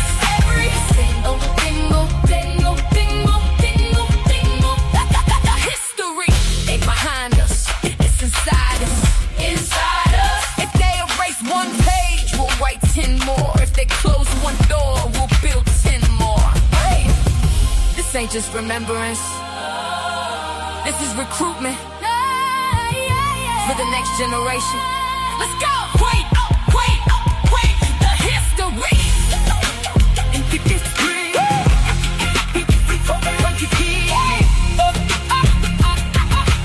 We are the history. Freedom forever. Black is village. Freedom forever. Black excellence. We the history.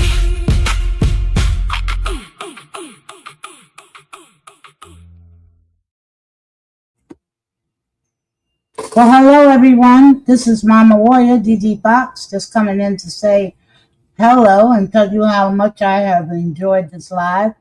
We've learned quite a bit today, and I am definitely going to be looking forward to the second half of the live to continue on this subject matter. I just was sitting here thinking, and I was just praying to God if we could just finally be done in this world with the separations, and we all could just come together and be as one as God intended.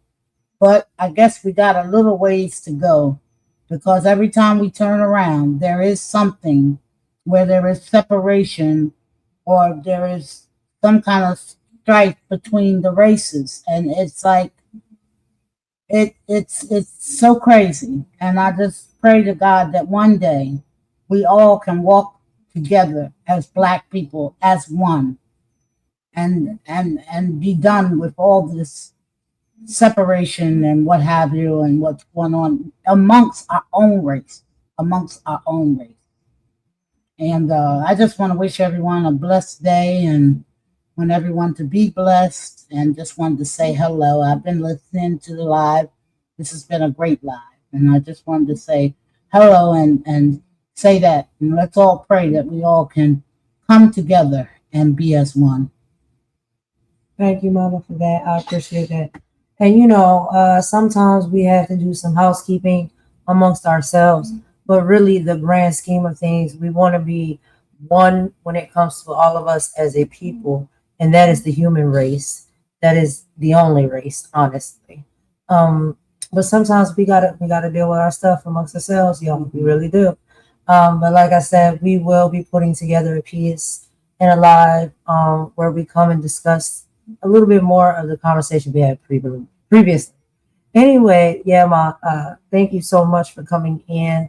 We're gonna go ahead and get into the last topic for today. So let me go ahead and give y'all a brief synopsis, shall what this last topic is gonna be, shall. Okay. Well, you know, we can never not have anything that's going on, you know, when it comes to Trump and the administration we got right now. And now we have to talk about Melania. So we have to talk about y'all, and we will be listening to another of our favorite podcasts here. We'll be talking about Melania's shocking claims and Usha Vant's podcast. But this is going to be I've Had It podcast that's covering these topics. So the final segment dissects the surreal public relations maneuvering emerging directly out of MAGA campaign orbit. Melania Trump's senior executive advisor claimed that her sudden, unprovoked press conference denying ties to Jeffrey Epstein was driven by her desire to be a champion for victims. The host intensely scrutinized this narrative, noting that she is truly wanted to empower survivors. She would demand the full declassification and release of the Epstein files. Meanwhile, Usha Vance launched a children's reading podcast featuring a highly criticized awkward segment recorded with Donald Trump inside the Oval Office.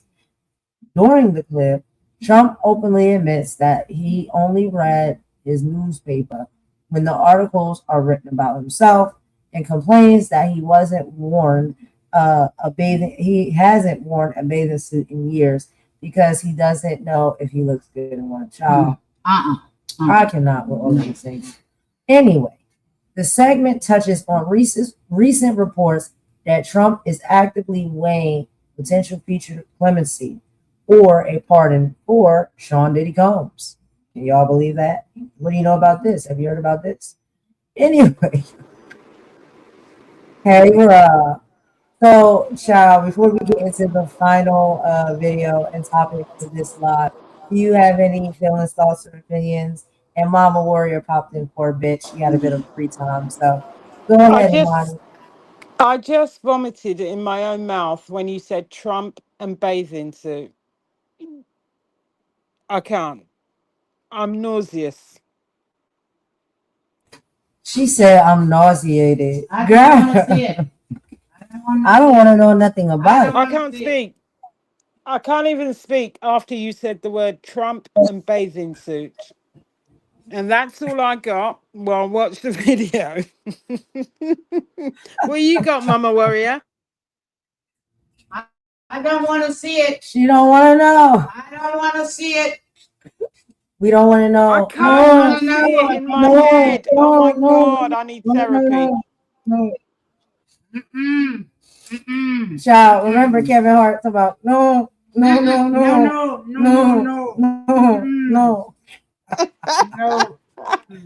Anyway, y'all, let me go ahead and pop this video up. So shout out, y'all, to iHip News and the I've Had It podcast. We're going to be hearing a little bit from Jennifer Welch, love me some Jennifer, and Angie Sullivan, who also goes by Pumps, which I think that is a cute nickname.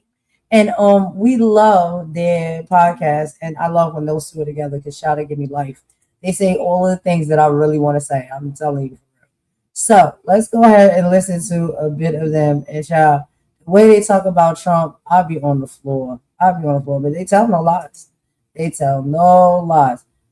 And a lot of this stuff, like I said, they report on. It is already public knowledge. It is in the news. So, you know, we could say allegedly, but child, it's out there. So let's go ahead and get into it.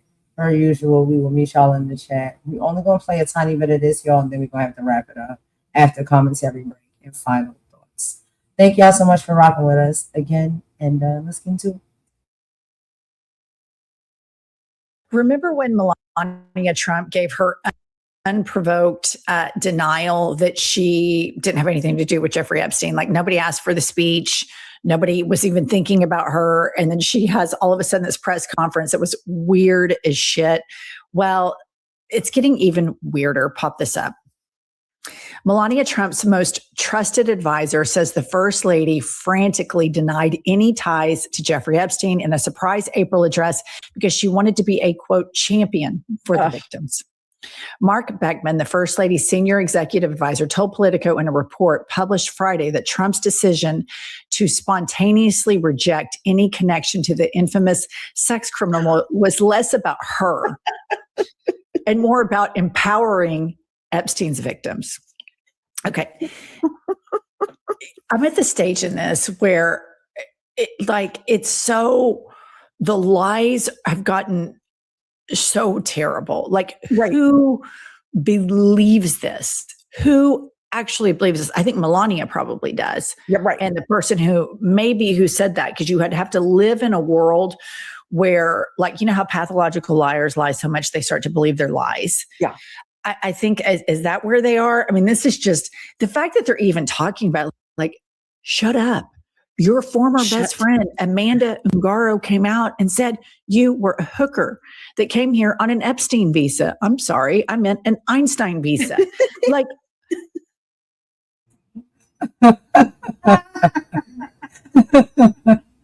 I'm sorry, we had to stop for a quick laugh break. No.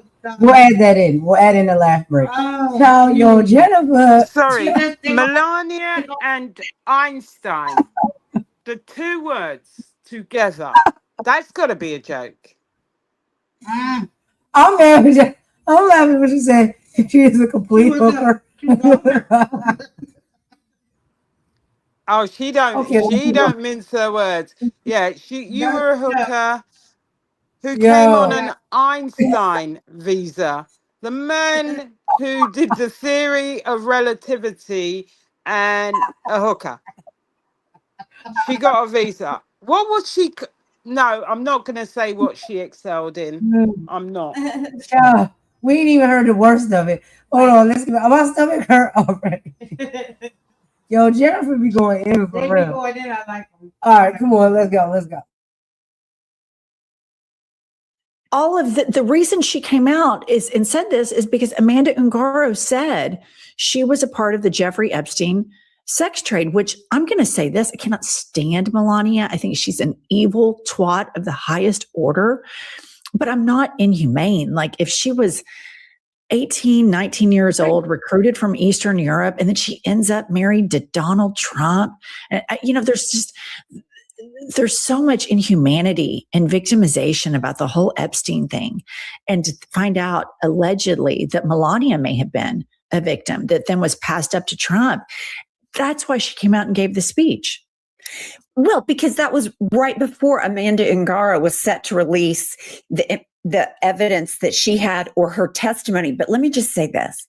If Melania Trump wanted to be a champion for the victims, she would march into the Oval Office and demand release of the Epstein files. She would be out every day with survivors demanding release of the Epstein files. But she didn't do that. Just like Be Best against trolling on the internet, her husband's the biggest offender. So please sell that shit somewhere else. We are stocked up on shit here. We know that that is a lie. And the fact that you even had to say it tells me just how badly you know that this whole thing for her is going. Completely. All right. And then the second lady, Usha Vance. You guys, I can't. The thing about Usha is it's really fascinating because her parents are immigrants, and that's a common American experience. And she's Ivy League educated. She was a Democrat. And I remember when she stood on the stage at the RNC and said that she was a vegetarian. And I remember thinking, wow, I mean, and then, like it falls flat because this is the party where Ted Cruz, like when Kamala was the nominee, he takes to Twitter in an emergency video and he's like, Kamala Harris, you're not taking my cheeseburger. And it's like, Ted, we know nobody's taking your cheeseburger, big boy. No one wants to get in between you. We got that, Ted. Okay. And so Usha is launching this podcast where she's reading to children. And we all saw that cringy where JD Vance is like, good to see you. Good to see you. Now she's sitting with Trump, famous reader Trump, in the Oval Office. Okay. And she asks him about his reading. And a lot of people online were deducing that Usha was trolling Trump, that she knows, everybody knows that Trump is a famous non-reader. And so she asked him a question about his reading. Play the clip. Everything that you just described, all of these incredible accomplishments, they take a lot of reading. Do you have any time to read for fun these days? So I end up reading mostly newspapers. I usually read stories about myself. Well, and it's just, I mean, here's the deal. Deathbed confession era. I told you guys Right. he's going to start saying the truth all the time.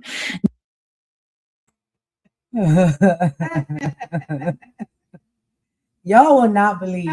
Like, if y'all could see what we look like when we be listening to. Oh my God. We on the floor. Yo, Jennifer informs me so funny. It is, I read newspapers, and especially about myself. It's like that moment when they asked him about his favorite Bible quote. Do you remember?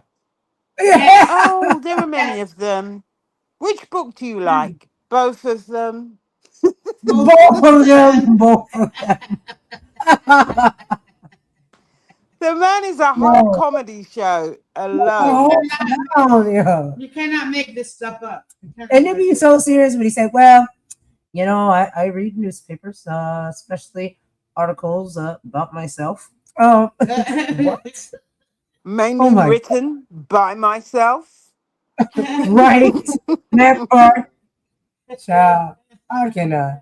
Anyway, we almost done with this, y'all. We're going to wrap it up. Just a few more minutes, and then we'll do some of our final laughs and thoughts and final speaking points, and then, end it with about per usual. So I just love Jennifer and Punks. Let's keep going a little bit further. Now he's just saying it like, yeah, I read newspapers, I read shit about myself, which then gives veracity to the entire human printer thing that Natalie Harp goes and makes him picture books. She spends all hours with him. My mother sent me an interesting text, and she studies all of this really closely. So you may remember during Trump 1.0, Trump was on Truth Social and Twitter. And he had a lot of spelling errors and punctuation errors all the time. And Stormy Daniels was tweeting around the same time. And hers was perfect, like spelling, grammar, punctuation, nailed it. And now my mother pointed out that even these really late night tweets that are at 2, 3, 4 in the morning on Lie Social, spelling is excellent, punctuation is excellent. So Natalie, the human printer that gives him stories about himself, I think she's with him all night long, because we have a record of what happens when he's driving his own car. And for the listener, I'm talking about tweeting his own tweets, and he can't spell very well. He's horrible with grammar, and now it's all perfect. I mean, it's crazy, but spelling, they're nuts. They're completely insane mentally, psychologically, and emotionally, but they're spelled correctly. They're completely detached from reality, but they are spelled correctly. I don't think there's any question that she is typing this shit for him and that they're together 24/7. I would say she probably sends out a grammatically correct tweet and then runs over and changes his diaper in the middle of the night. That's what's going on there. Oh, but here's the thing. Remember when he was like, oh, the books of the Bible are so important to me. What's your favorite book of the Bible? 2 Corinthians, which that's not how the super Christians say it. It's 2 Corinthians. But here's the thing. He runs around and he reads magazines about himself, and then he makes fake covers about himself on magazines. So he will not even read the intel briefings. They have to make him Fox News clips. That's how dumb this guy is. And that's who he surrounds himself with, people that will make his racial, horrible, hateful, deluded, unhinged texts spelled correctly. That's where we are. I'm just curious why Oh my God, I'm so sorry to cut it off right there, y'all. But we're gonna end right there, okay, for the live. We're gonna do some final commentary and some laughs because y'all, I cannot. They are too hilarious. But the crazy thing is like they're not lying. Like this is what Trump does. You cannot believe these things. Imani, go ahead, girl. This will be the only president in history who has crayons and a coloring book instead of briefs. I mean, it's just really ridiculous. But I love these two actually. It's it's always the political commentary and the humor, and also the kind of the media analysis with these two. I mean, Melania, I used to think she was a hostage at first. That now I know she's got Stockholm syndrome and she fell in love with her captor because there is no amount of money that could make me stand next to that man. No man. No, I don't Imani, care. Imani. I know you Mhm. just ain't say. I know you just ain't say that somebody's spouse is a hostage.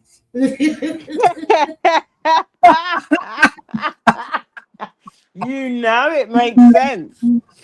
You know it makes sense. But anyway, but anyway, Now um, we will leave the fed. We'll leave the fed. But yeah, a lot of people but run around yeah, here. then it talks about Usha Vance and her children's reading initiative. You see, people like Usha Vance, I kind of cry about. I'm really disappointed in because this woman. It's not about her political persuasion. It's about who she was before she met the eyeliner wearing JD Vance. Yeah, Shillbilly. And the thing about it is, what annoys me about her, because she's a lawyer, she is, highly educated.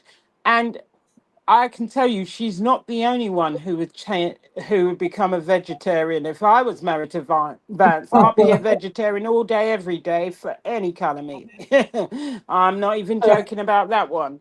But the fact that she's now reduced to doing this children's reading initiative, and then she gets Donald Trump to appear on the program, and yeah, we've already gone through. He writes newspaper articles about himself, probably written by himself.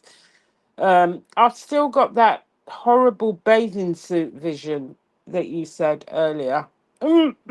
Anyway, I don't want people to should know. go and I listen to the don't rest of want this to video. know.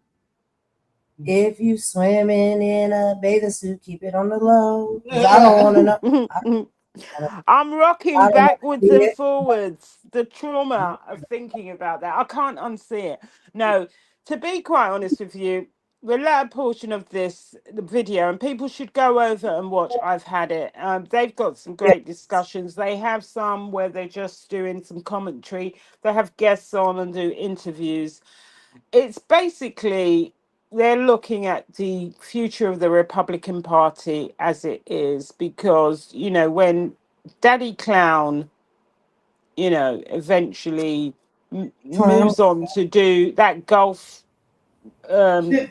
course wherever he's going to be, they need to look at the leadership and interesting discussion about granting clemency to Diddy. That was I thought it would come up at some point or other. He's the one that's got the USB files, the really important ones. We all know that. So, Right, like I right. said, go over and watch it because they mix satire, political commentary, while really examining the real issues that are going on out there. And I'll pass it over to you and come back for a closing, really. What do you think, Golden? Yes, absolutely, girl. We're gonna go ahead and wrap this up.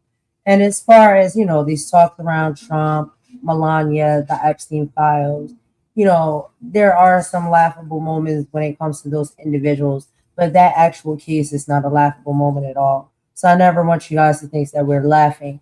at that, because there have been some people that have been extremely traumatized and affected by Epstein, and those files need to be released and justice needs to be served.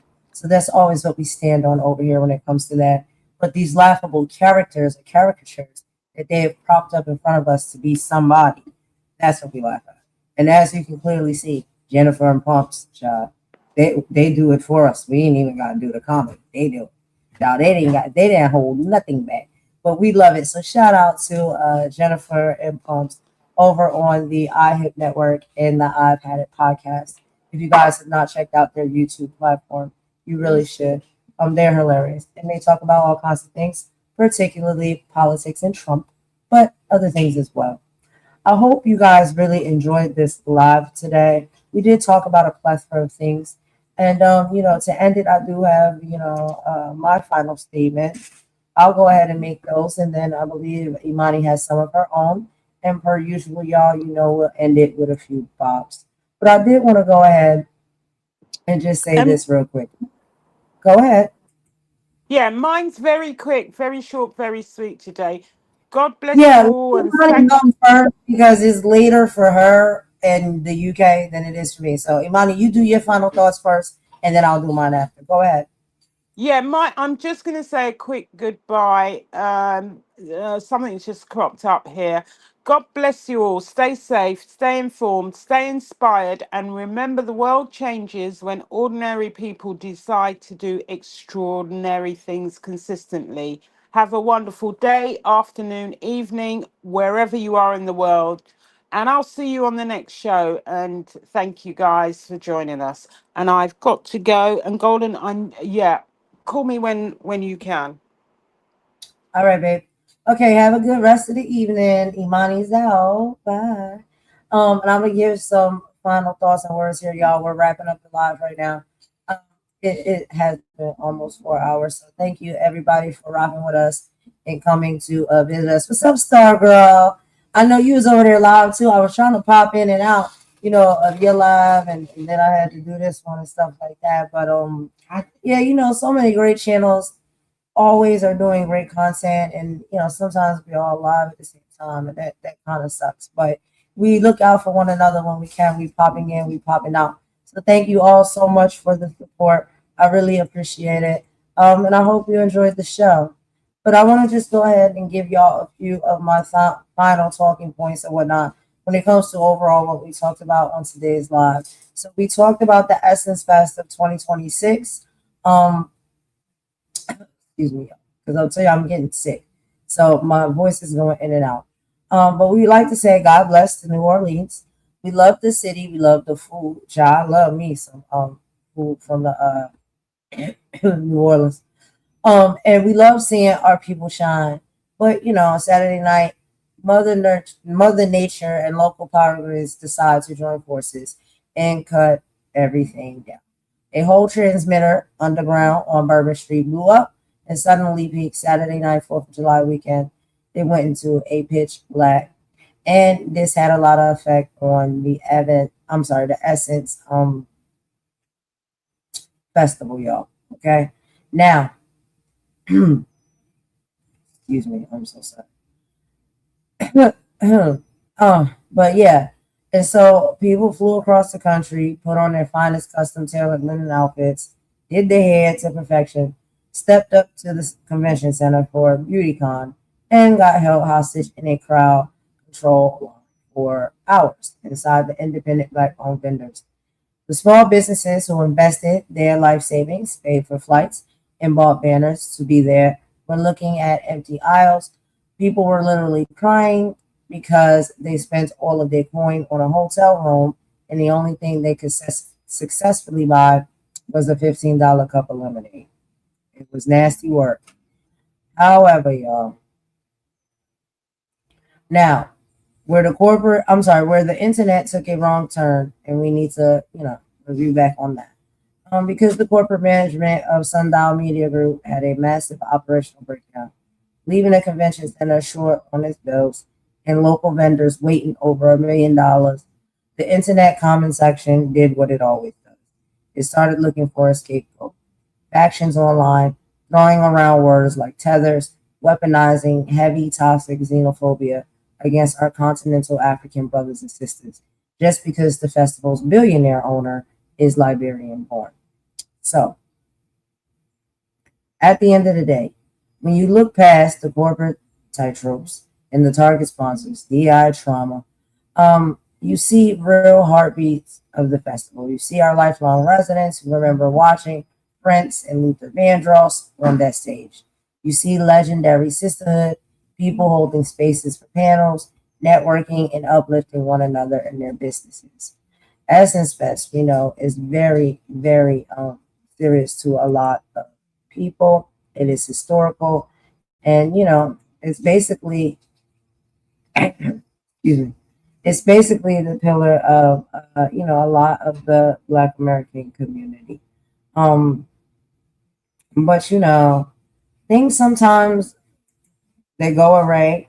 We know that there's corporate greed.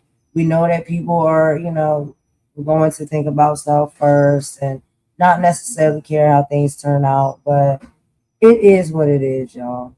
Throughout all the topics we talked about today, I think a lot of it really ties into a lot of the things that we talk about and we experience here, on the platform and in our real lives.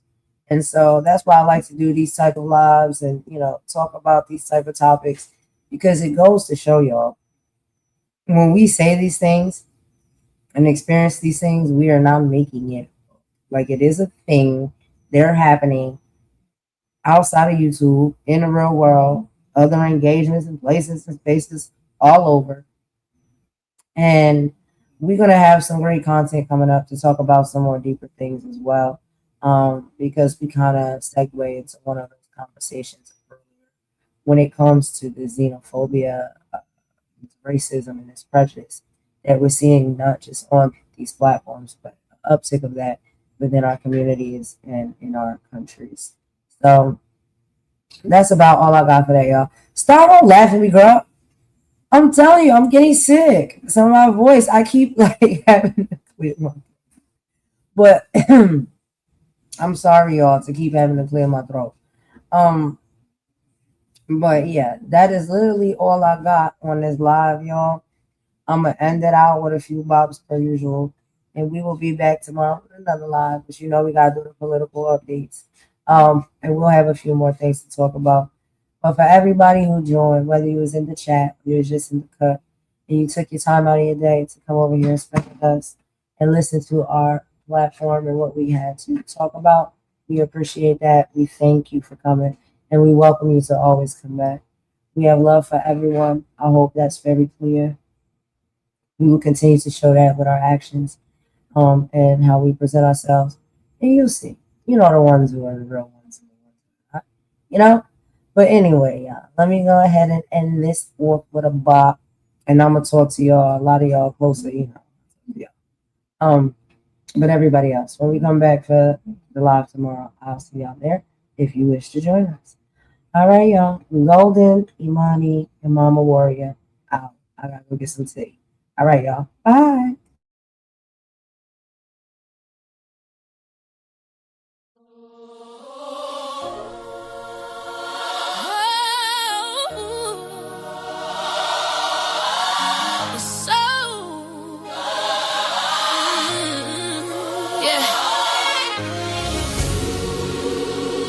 The soul of humanity cries.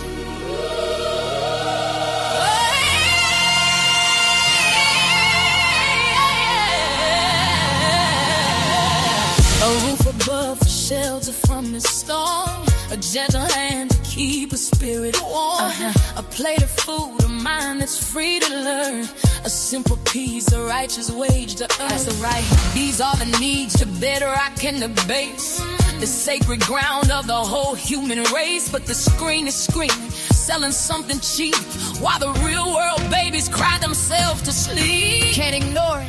We are human, blood and bone and soul. Say it loud, with a right to be loved, the right to be loved, a right to be made whole. This is our slave, this is our sacred song, in the eyes of the Creator. 'Cause where we all belong, we are human, worth more than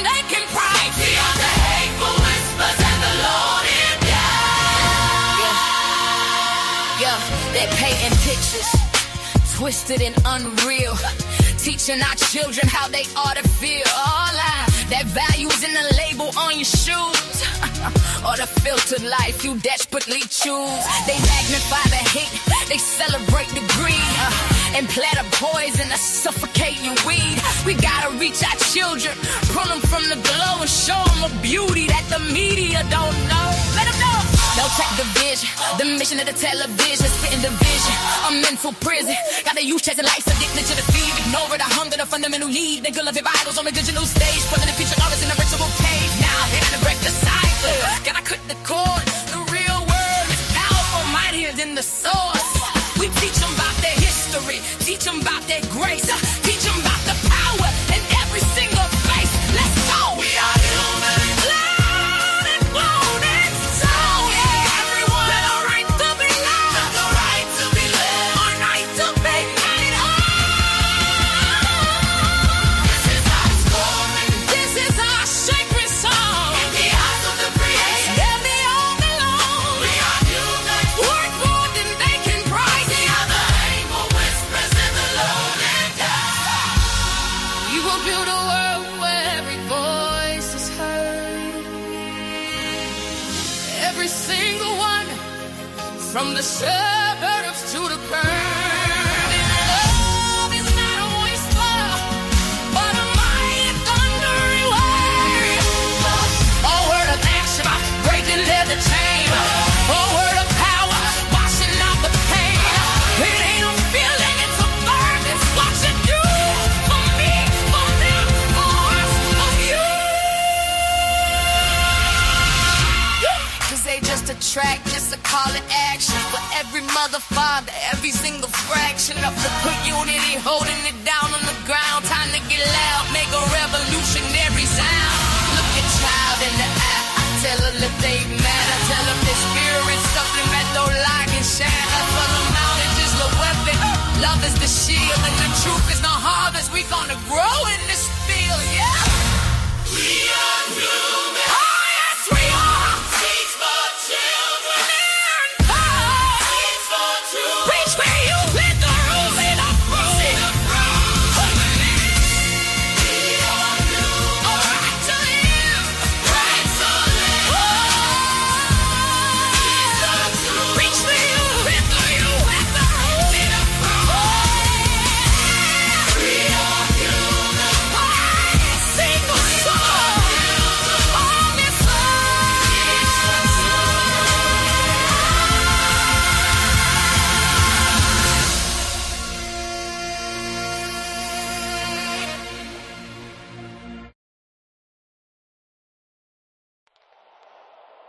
Everybody got a panel.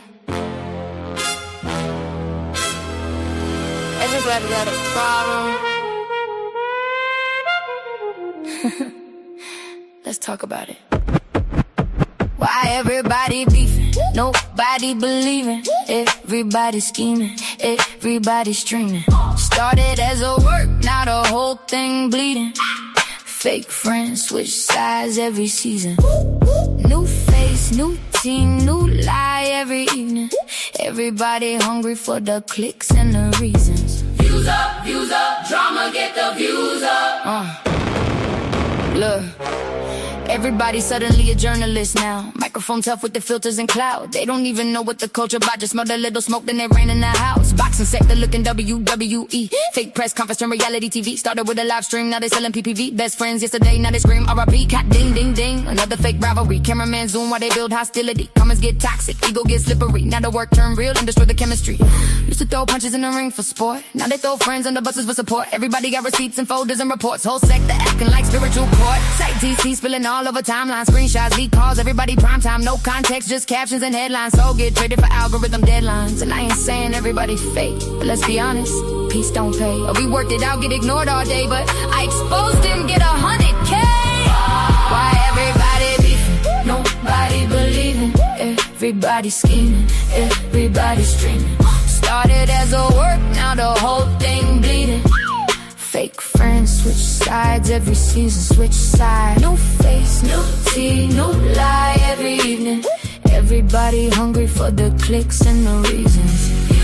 Views up, drama get the views up.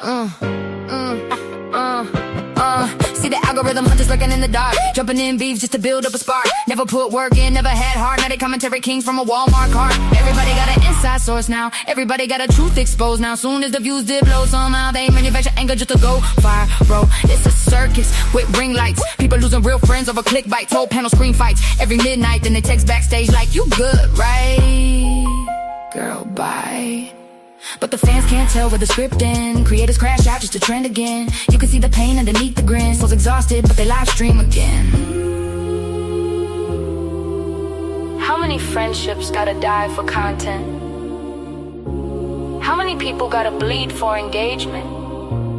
How many ops y'all gonna create before y'all realize the audience addicted to the chaos too? And the algorithm know it. Why everybody beefing, nobody believing, everybody scheming, everybody streaming. Whole internet war, but nobody winning. Everybody loud, but nobody listening. Cloud bottom spiraling, crashing, tripping, turning fake smoke into real life endings. Views up, drama get the views up. Maybe the real fight ain't each other.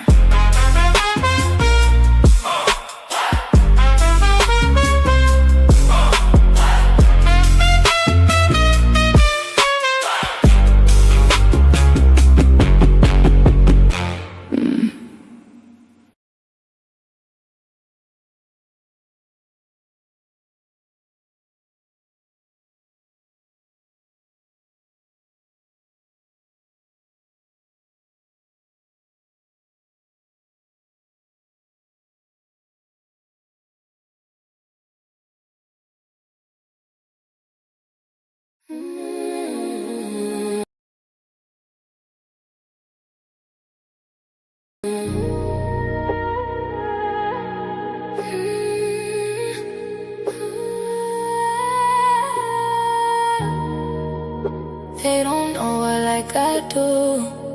Nah. Golden. She moved through the city with her hair held high. Pretty brown skin with a storm inside. Everybody see the glow, they don't know the pressure. Smile so warm, but her heart no weather. Late nights riding while the skyline blur. Trying not to cry when the memories occurred. Had to learn fast, everybody ain't loyal. Some people love you long as they control you. Now she move careful, energy expensive. Too many fake vibes hiding in the friendship. Used to give love with her hands wide open. Now every scar got the whole vibe frozen. They don't know her like I. No, they don't know her like I. She goes by golden. Soft voice, deep soul, hope or glowing. She goes by golden. City lights dancing with her heart stay open. Long dark roads, but she still stay focused. Everybody watching, but they don't really know her. Too much grace with the games they throwing. Real love, rare soul spirits, they got it. Beautiful soul, but the pain left marks in it. Mirror tell the truth when the lights go dim. All the things she carry weight heavy within. She survived nights she don't even speak on. Still finding peace while the whole world ain't wrong. Funny how the love disappear when you're healing. Funny how the fate come around when you win. Now she trusts God more than people intend. Just cause smiles hot and being hidden in the big. She's still soft-hearted but she way less naive. Can't keep pouring love but there's nothing received. Still dancing slow through the hurt and confusion. Trying not to lose herself chasing illusions. She survived the fire. Still glowing through the smoke. Still sad. Still dangerous. Still chosen. She goes back golden. Snow so deep made the whole room notice. Heavy lies couldn't break what was chosen. Still standing tall while the whole world folding. She goes back golden. Heartbreak turned to pain cinematic. Now the tears got rhythm when she's singing. And they still don't know her like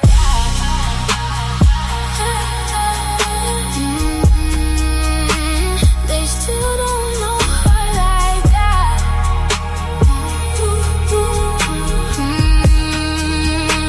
Spend too much time looking for love in strangers.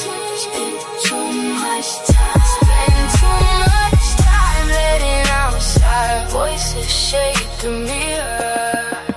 But at the end of the night, when the lights fade, when the city cries, tears dry, we still got